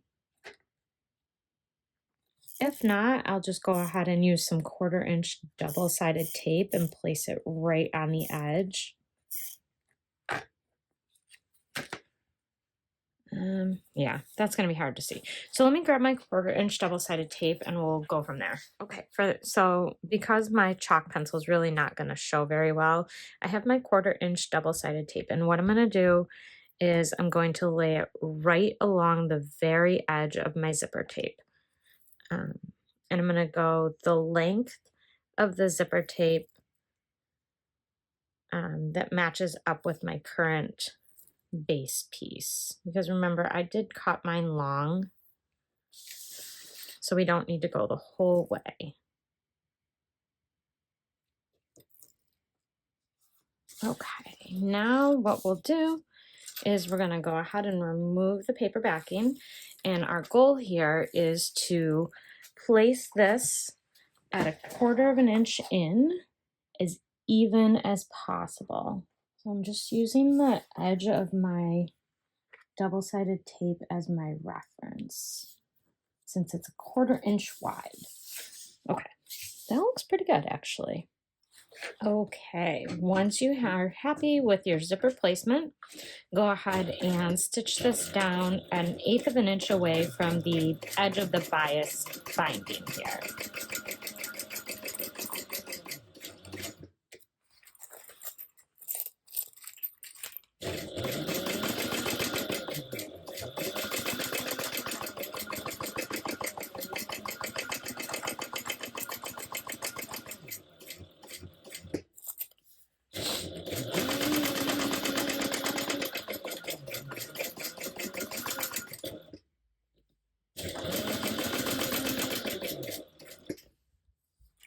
I hear my bobbin, I'm gonna run out.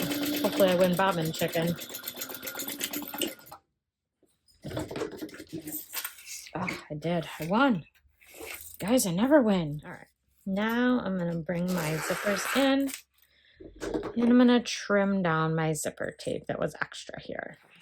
Now I'm gonna seal the edges of the zipper. Okay, so the next thing we're going to do is we're going to take our base zipper gusset and we're going to place it right sides together with one of our short edges.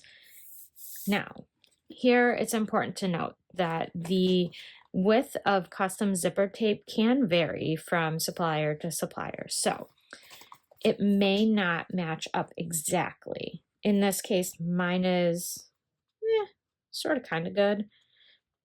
Ish. See how it hangs up a little bit? Not a big deal. We can trim things down later, so don't worry about that. Also, we're going to be taking a 3/8 inch seam allowance, so it's hopefully going to accommodate for my mess up here.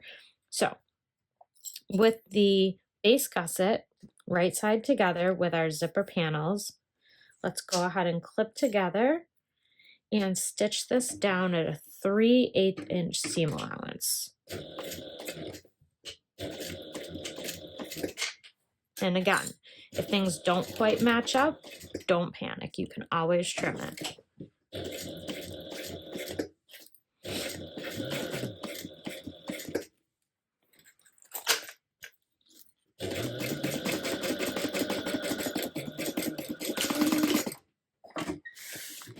Now we're going to open it up, and I'm going to have my seam allowance facing towards the base gusset piece. And I will go ahead and top stitch there as well.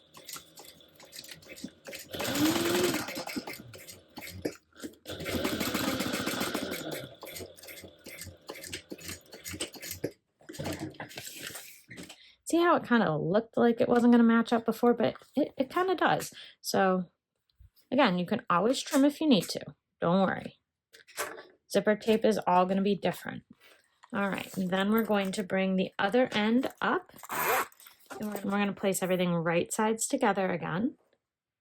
And one more time, we're going to stitch at 3/8 inch seam allowance.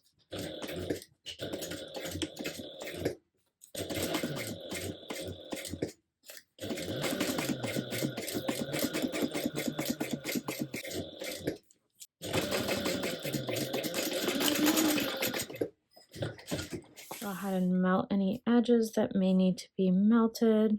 Okay, and then we're going to open it up one more time, and we're going to top stitch with our seam allowance facing towards the base gusset. So just like we did on the other side.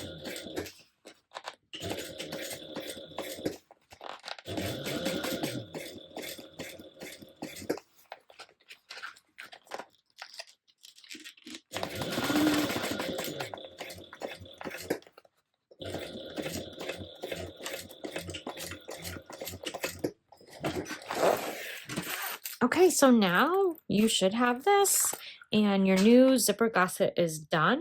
What I'm going to do is I'm going to go ahead and I'm going to mark my centers. So I'm going to match up these centers here, these seams here, and I'm going to snip right here as well as right here. And then I'm going to come down here, do the same here. Normally I don't snip my zipper tape, but I really don't think I have another choice. So I'm going to make a teeny tiny snip, and then I'm going to melt it. So there's my tiny snip, and I melted it, so it should be good. And I think I have to make a snip in one other position here. Okay, so then I'm going to match up these two centers here. Move my zippers to the front, out of the way. So I'm going to match these two centers up here, and I will do the same on the tape here, just ever so slightly, as small as you possibly can, as well as down here. And then one more time.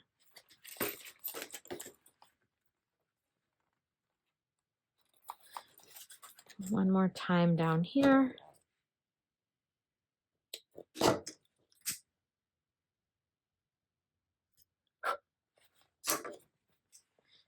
And then right down here. So you should have your midpoints marked, and this is going to make it easier to line everything up at the end and make sure you get everything on square. So you can set this to the side for now. We're all set with this. And now we have the last of our pieces. So we're going to be using our mesh base pieces, our zipper tabs, our last zipper, our base, well, my mesh shedded all over it. Our base lining and our base exteriors. So for one of these, I'm going to do the simple one first, just get that one out of the way. You can take one exterior and one interior, and we're going to place them wrong sides together, matching up all of our center marks. And this is slightly out of order of the pattern, but I just wanted to do the super easy part first. So we're going to go ahead and base those together at 1/8 of an inch, wrong sides together.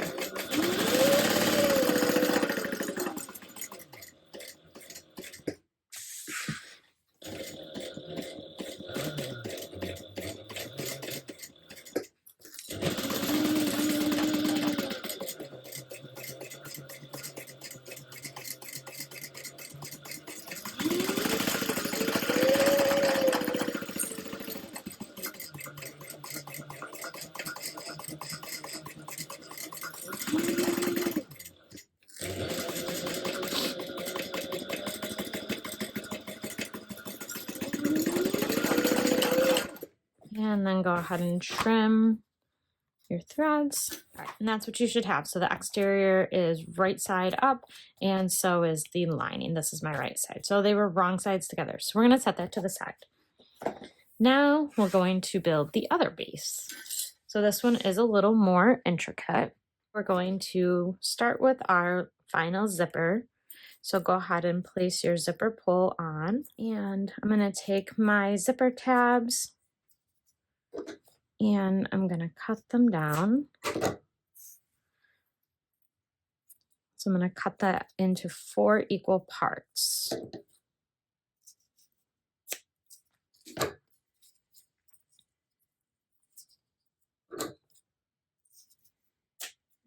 And then what I'm gonna do is I am going to just seal the edge of my zipper real quick.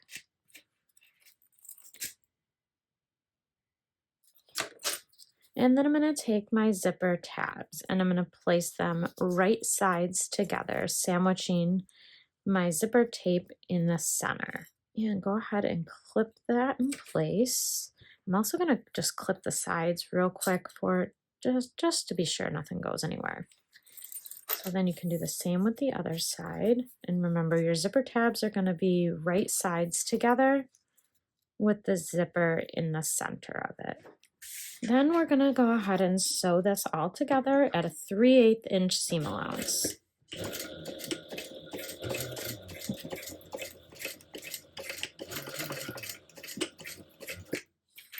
And I'm gonna just go ahead and bring this one right up.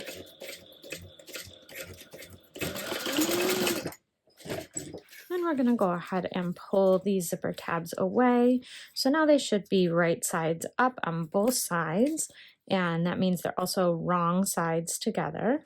And I'm gonna top stitch them all the way around.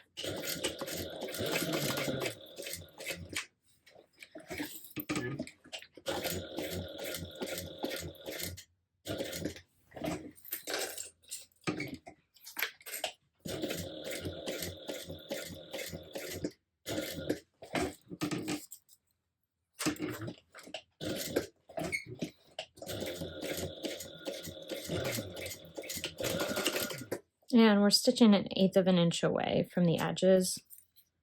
I don't know if I said that or not. So let's do the same thing on this one. Okay, this is what you should have. So then I have my mesh fabric. I've already cut this into 2 equal parts. If you haven't yet, go ahead and do that. And then I'm going to grab 2 more pieces of bias binding that are going to be the length of our mesh. And I'm going to place my bias binding on the straight edges of both pieces of mesh. Okay, then we're going to go ahead and stitch this down at a 1/4 of an inch seam allowance, just like we did with the other mesh.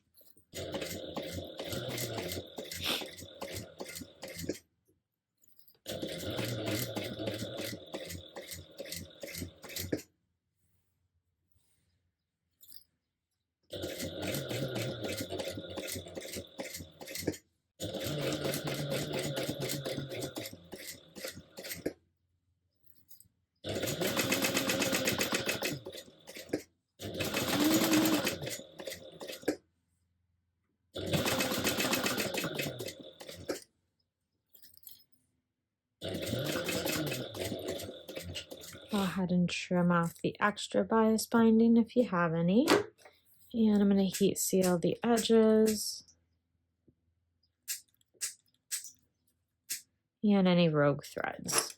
Then we'll repeat that for the other piece. Okay, now I'm going to go ahead and I'm going to take my zipper tape and I'm going to place some double-sided tape down the very edge of the zipper tape, including the zipper tabs. And I'm going to do that on both sides. Okay, then I'm going to go ahead and remove the paper backing from one of the pieces of double-sided tape. I personally want my zipper pull facing to the left when it closes. And do your very best you can to center this on. And do the same thing on this side, matching up with the edges from the other mesh. Also trying to keep equal distance from the zipper teeth on both sides. That looks pretty good if I do say so myself. And then go ahead and stitch it down at 1/8 of an inch from the bias binding. I am going to just move my zipper out of the way when I get to it.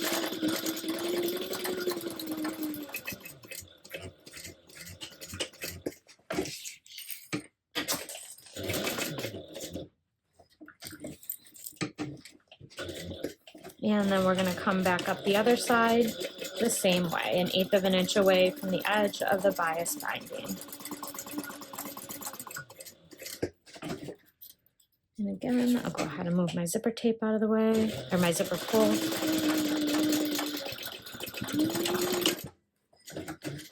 Now this is created, and we're going to go ahead and, actually I'm going to go ahead and trim off my extra zipper tab first. Almost forgot to do that. If you have any, which you probably will.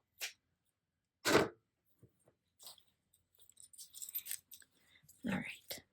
Now on this edge here, I'm going to do my best to center this up. Go ahead and base this down at 1/8 of an inch away from my lining piece, which is right side up. I'm not sure if I said that. So I'm just going to do my best to keep it flat.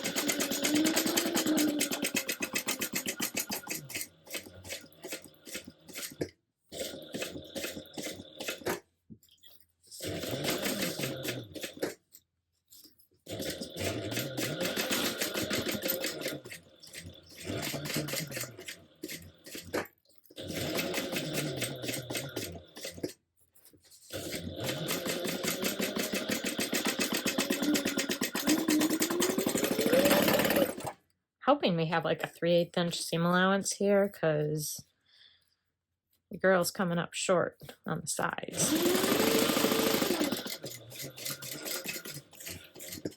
I almost might suggest cutting this piece a lot bigger and just having 2 straight edges that you could work with here. Those of you that are like me and not necessarily precise.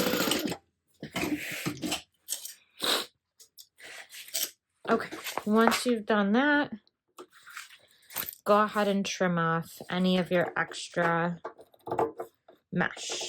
Okay, then last thing we're going to do with this is take our other exterior base and lay everything wrong sides together, just like we did with the other one.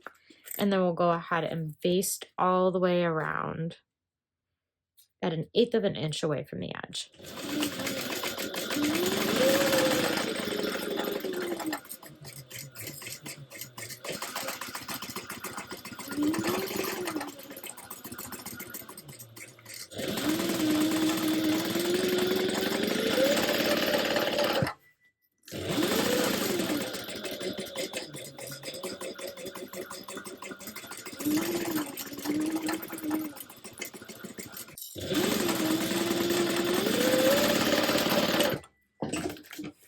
Okay, this is what you should have here. Mine's not quite centered, but it's okay.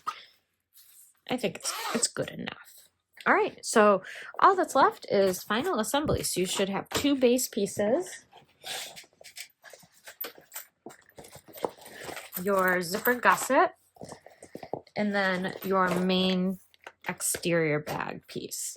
So the first thing we're going to do is we are going to take our main panel, unsnap it or not, our base piece with our mesh pocket on it, and we are going to go around and match everything up the center marks that we made. And then I'm going to find my center piece here.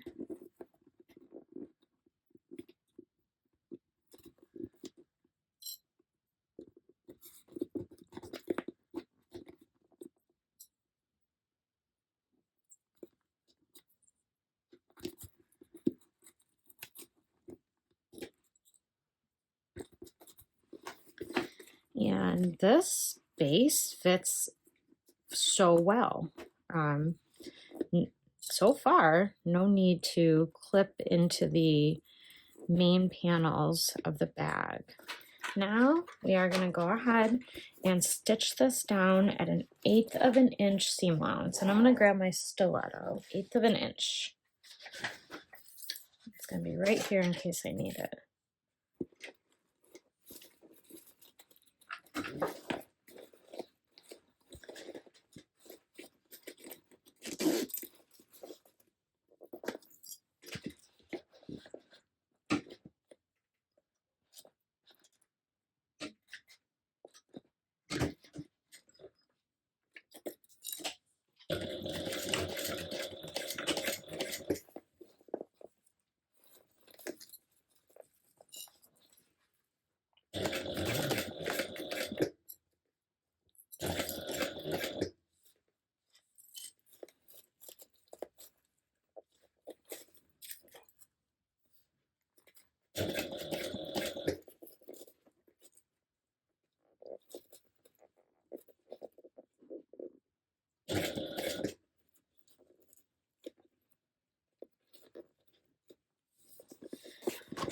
I have a feeling this is going to be a slow go.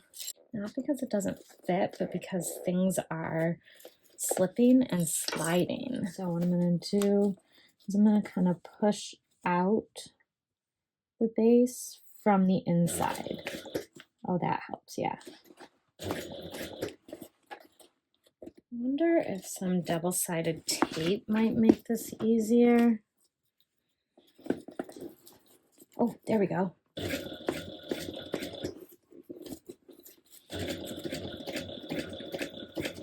Everything's just so slippery. Nothing wants to stay where I put it. Half these clips are already coming off.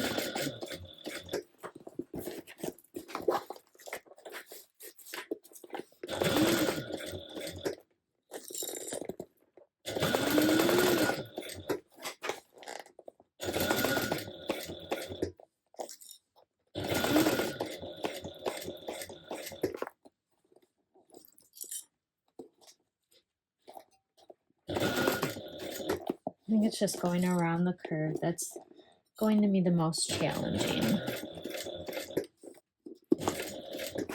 Oh no, my clips are all coming off. Oh no. Oh goodness. I might have to break my thread and put some clips back on. We'll see if I can get them back on the right way.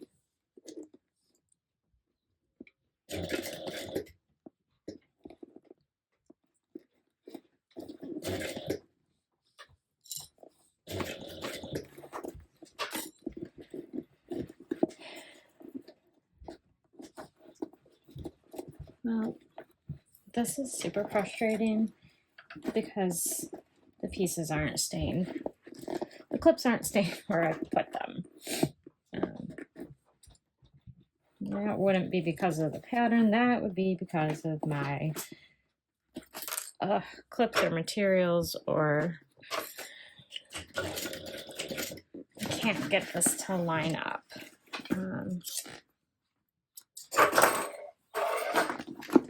So I can't get it to stay clipped. So before I mess anything up too terribly bad, we'll try stapling. Yeah. I don't know if stapling is going to work either, to be totally honest. Remember, we're only doing 1/8 of an inch seam allowance.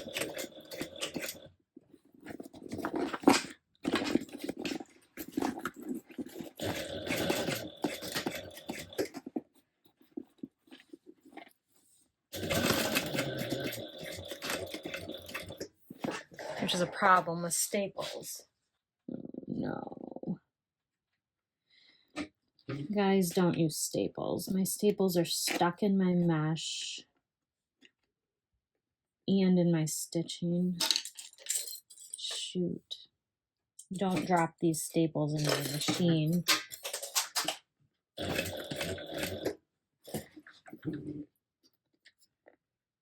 I'm trying to remove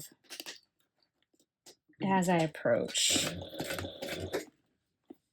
Because if I staple, I don't know what my seam allowance is for the rest. I'm assuming it's probably 1/4 inch, and I probably could have stapled further in, but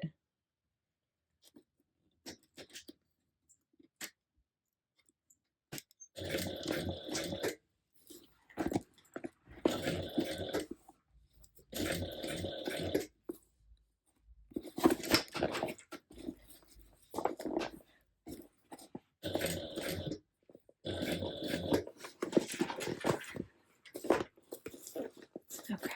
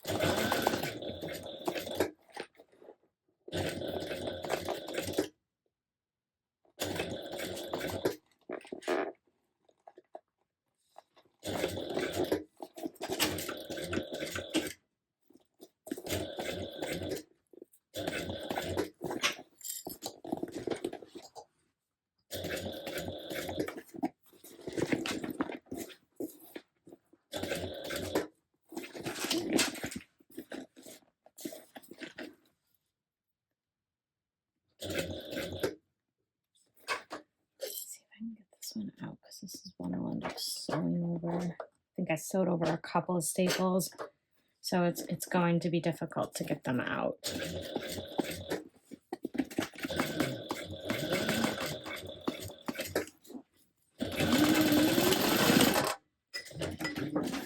So I'm going to do a couple things. I'm going to go around and cut all of my loose threads.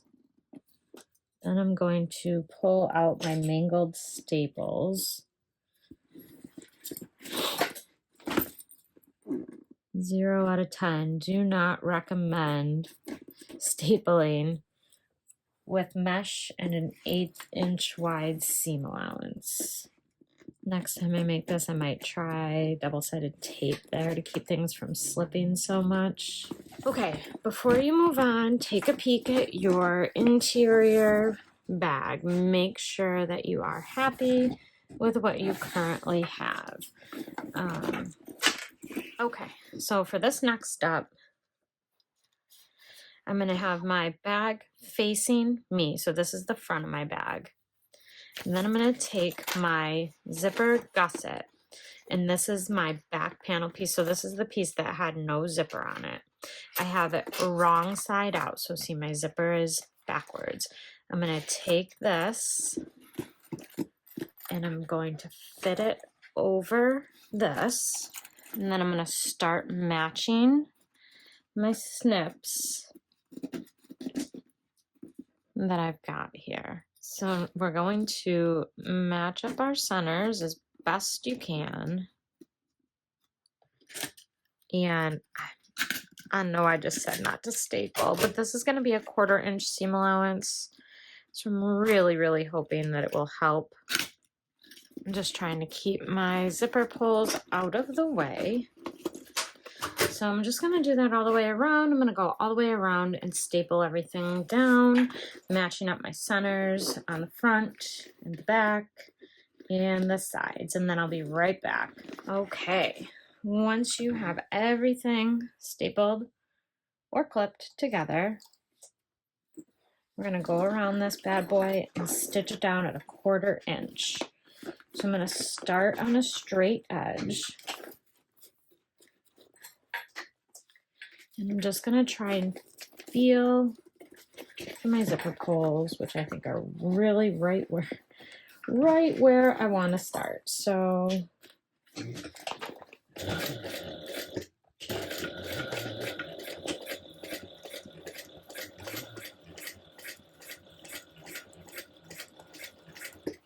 all so I need to kind of have some place to move my zippers to.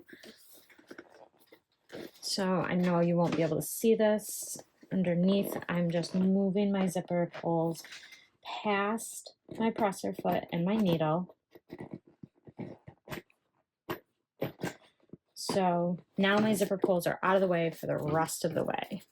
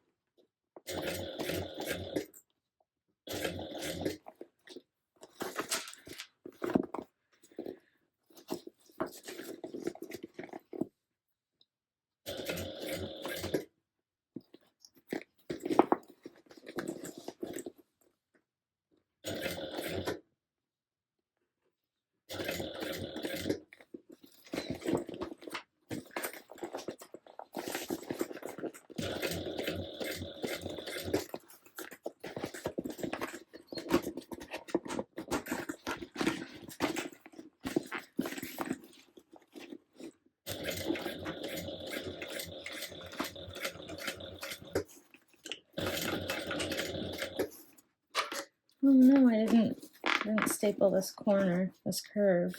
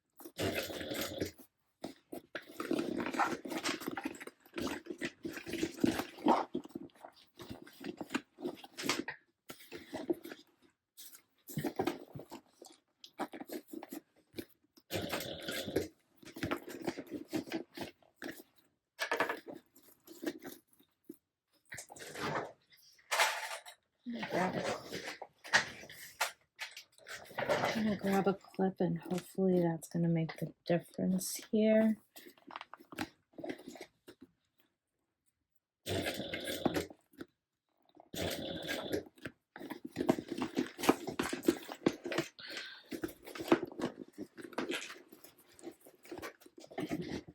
Uh-oh, my presser foot is stuck in the mesh.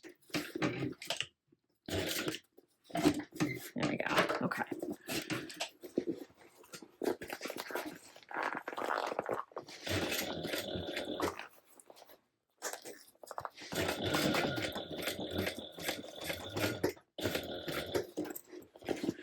I don't know how this is gonna come out. I'm hoping it's not too bad.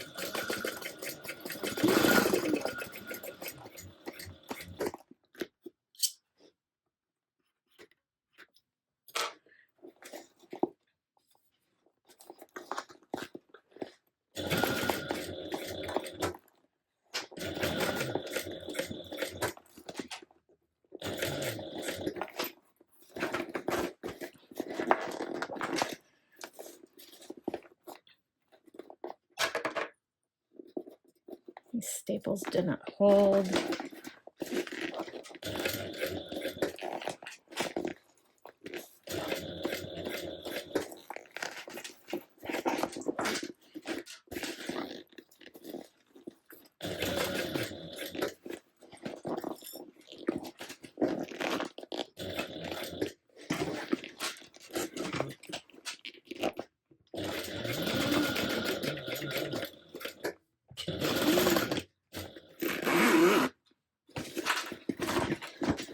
One more curve to go around.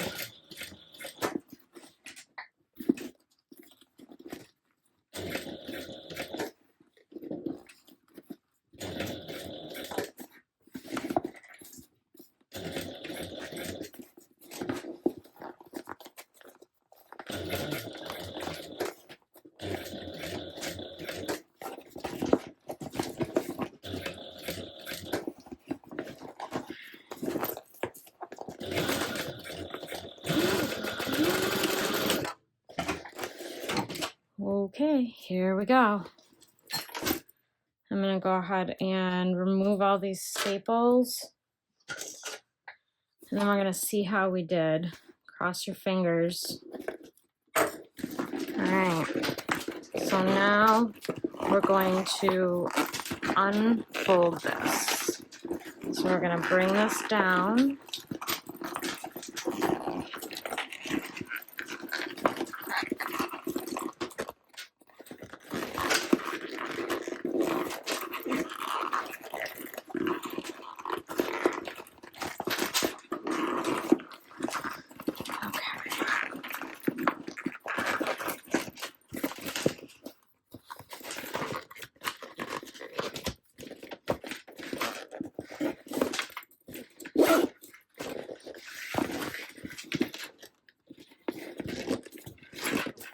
So right now, this is what you'll have. This is going to be opening like this.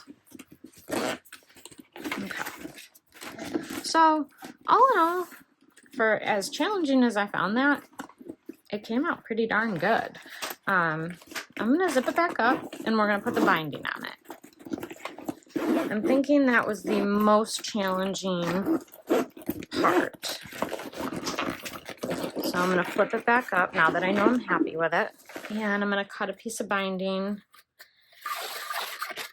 that will fit all the way around the base. Actually, I'm gonna cut two because we're gonna do this once here and once again on the bottom base. So might as well just cut both while I'm here. I went through a lot of binding here, holy smokes. I'm gonna start my binding at the back. And it doesn't matter where you start your binding. So that's just where I'm gonna do it. And I'm just gonna go around and clip it on.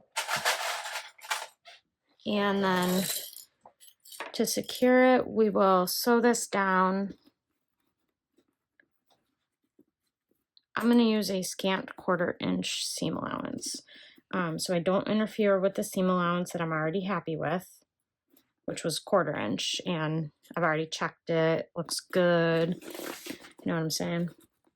I'll check and see what the pattern says to sew it at though, so that I can tell you guys if it's different. I'm gonna heat seal this end.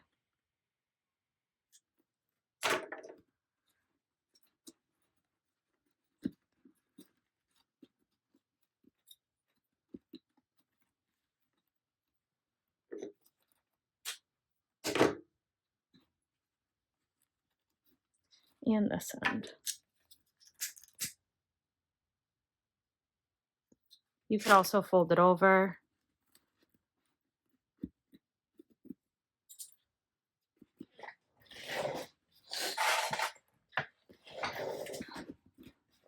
Okay, so the pattern does say to stitch it again at a 1/4 inch seam allowance, so that's what we'll be doing.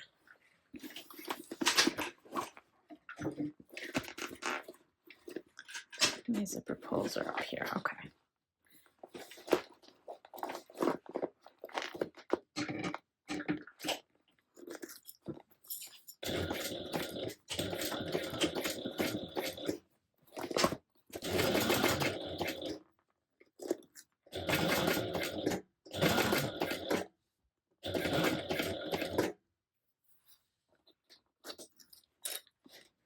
Throwing things everywhere.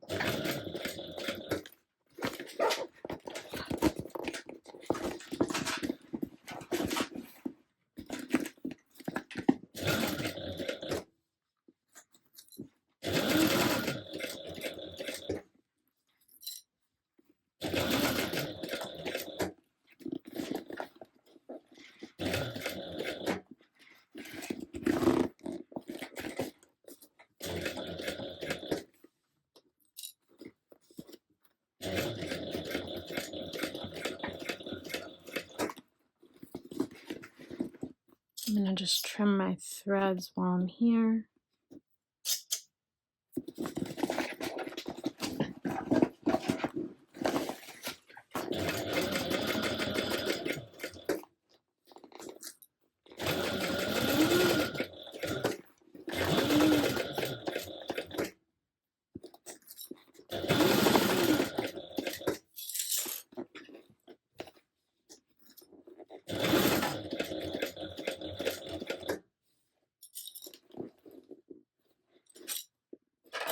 Took my clip off a little too soon there.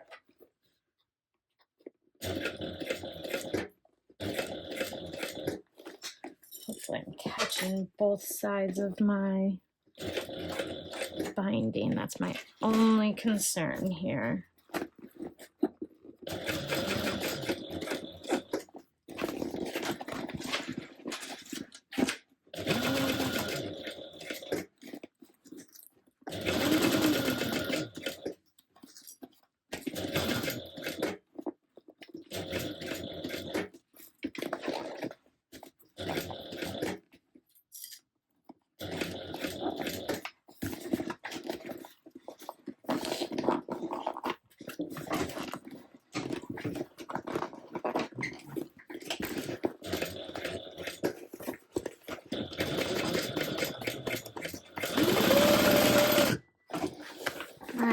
Let's pull it back down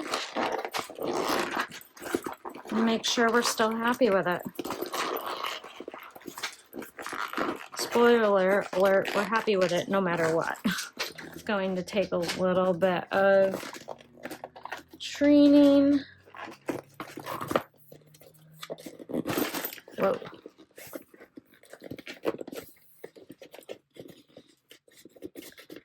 Okay, but it's good.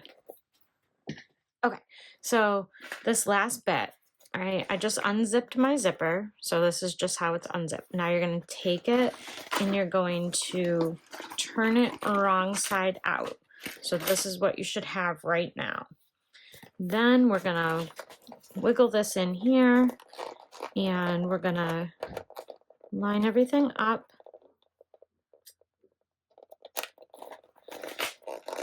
Wrong, or right sides together, sorry. Right sides together, right sides together.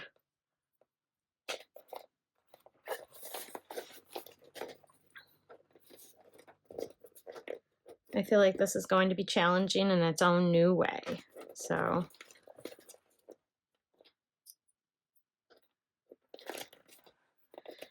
We're matching up the centers on the long edge, the centers on the short edge. Okay, here goes nothing. We're gonna sew this base lining on, add 1/8 of an inch, and then we'll go back around. After we get the 1/8 of an inch down, we'll go back around a second time, and we'll do 1/4 inch. This will reinforce the stitch, but it's also gonna hopefully make the 1/4 inch one easier to get nice.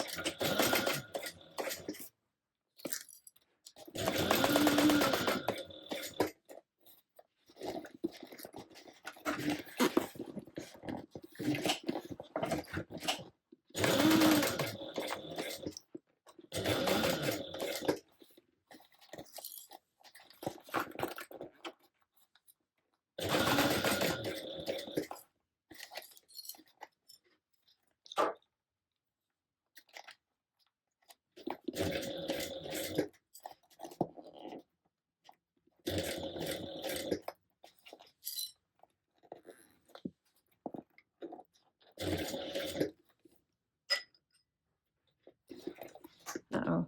I'm really not sure how I'm gonna, is it just gonna kind of manipulate itself?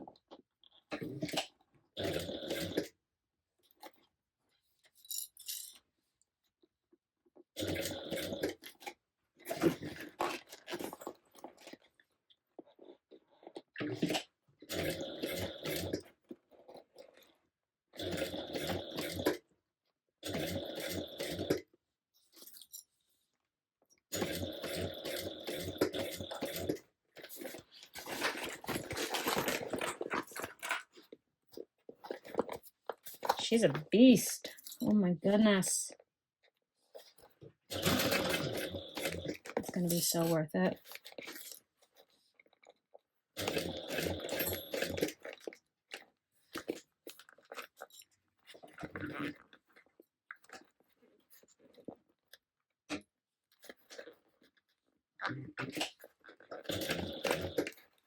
Oops.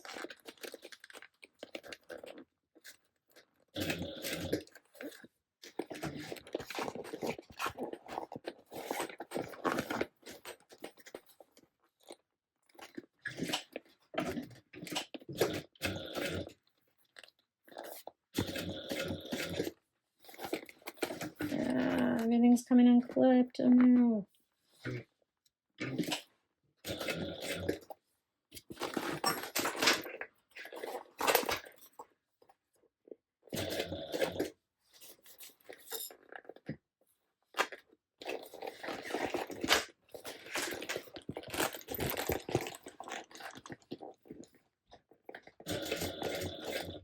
Uh-oh, my thread is shredding. I don't know why. No.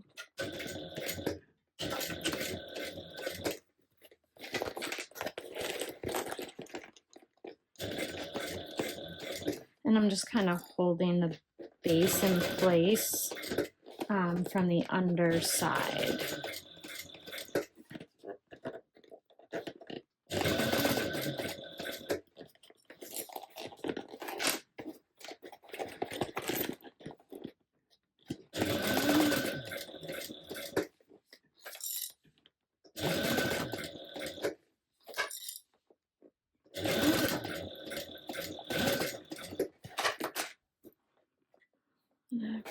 Snip the threads. So close, everyone, we're so close.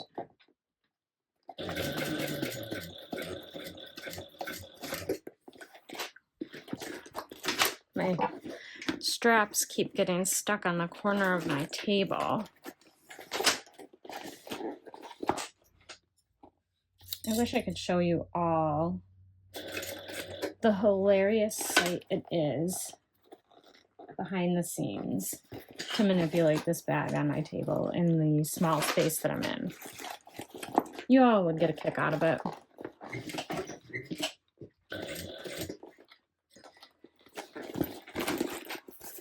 This is quite challenging to manipulate. Hope I'm catching it all.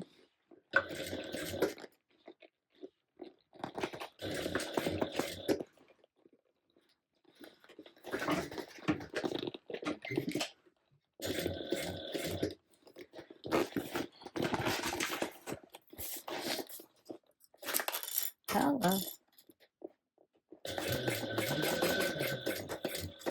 One more curve to go around. One more curve.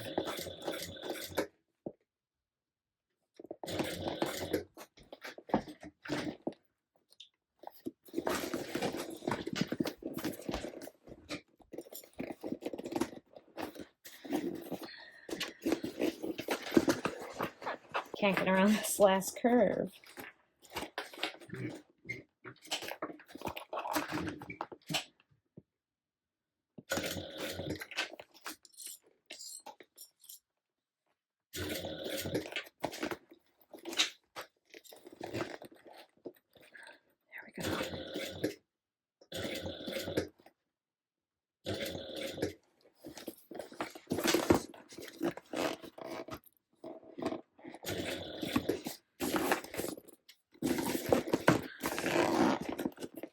I thought this was going to be the easier part. I don't know why it's the harder part.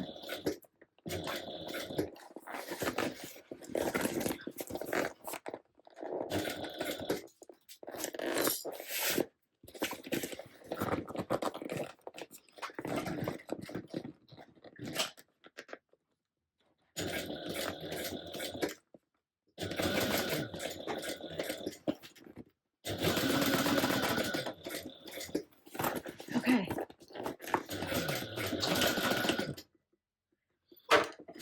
Let's check our work on the 1/8 inch seam allowance. The idea was just to tack it down so that we didn't have to have clips. I mean, it's not pretty, but it just slipped a little bit here, but I think I can recover that with the 1/4" seam allowance. Okay, so now let's go ahead, do this at 1/4". You guys are almost done. We are almost there.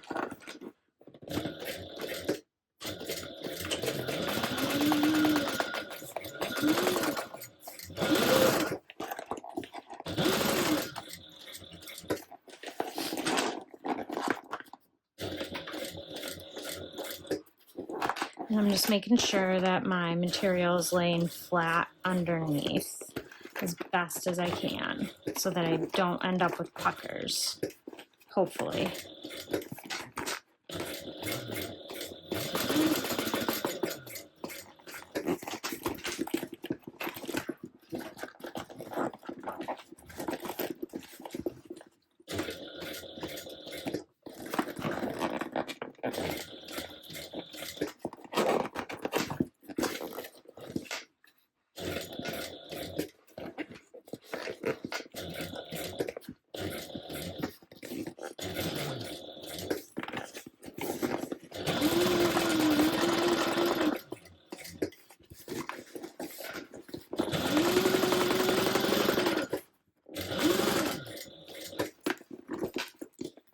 I'm so excited to see this finished. I think it's going to be amazing.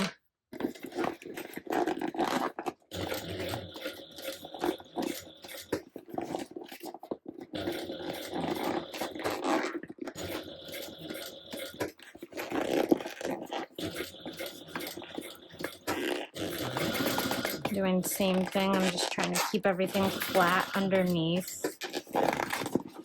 Everything flat between the needle and the machine bed.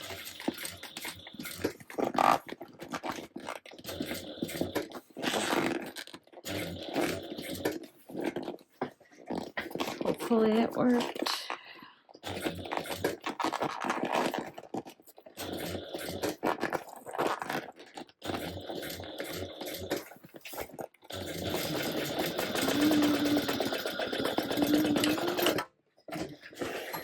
Okay, I gotta turn it out and see. So let's turn it out. Cross your fingers.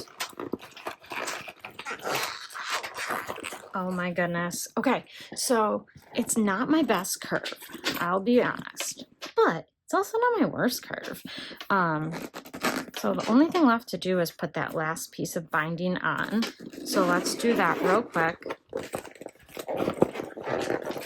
I feel like it could have been better, but it also could have been a lot worse. So beggars can't be choosers. Not something I'm going to tear the whole bag apart over.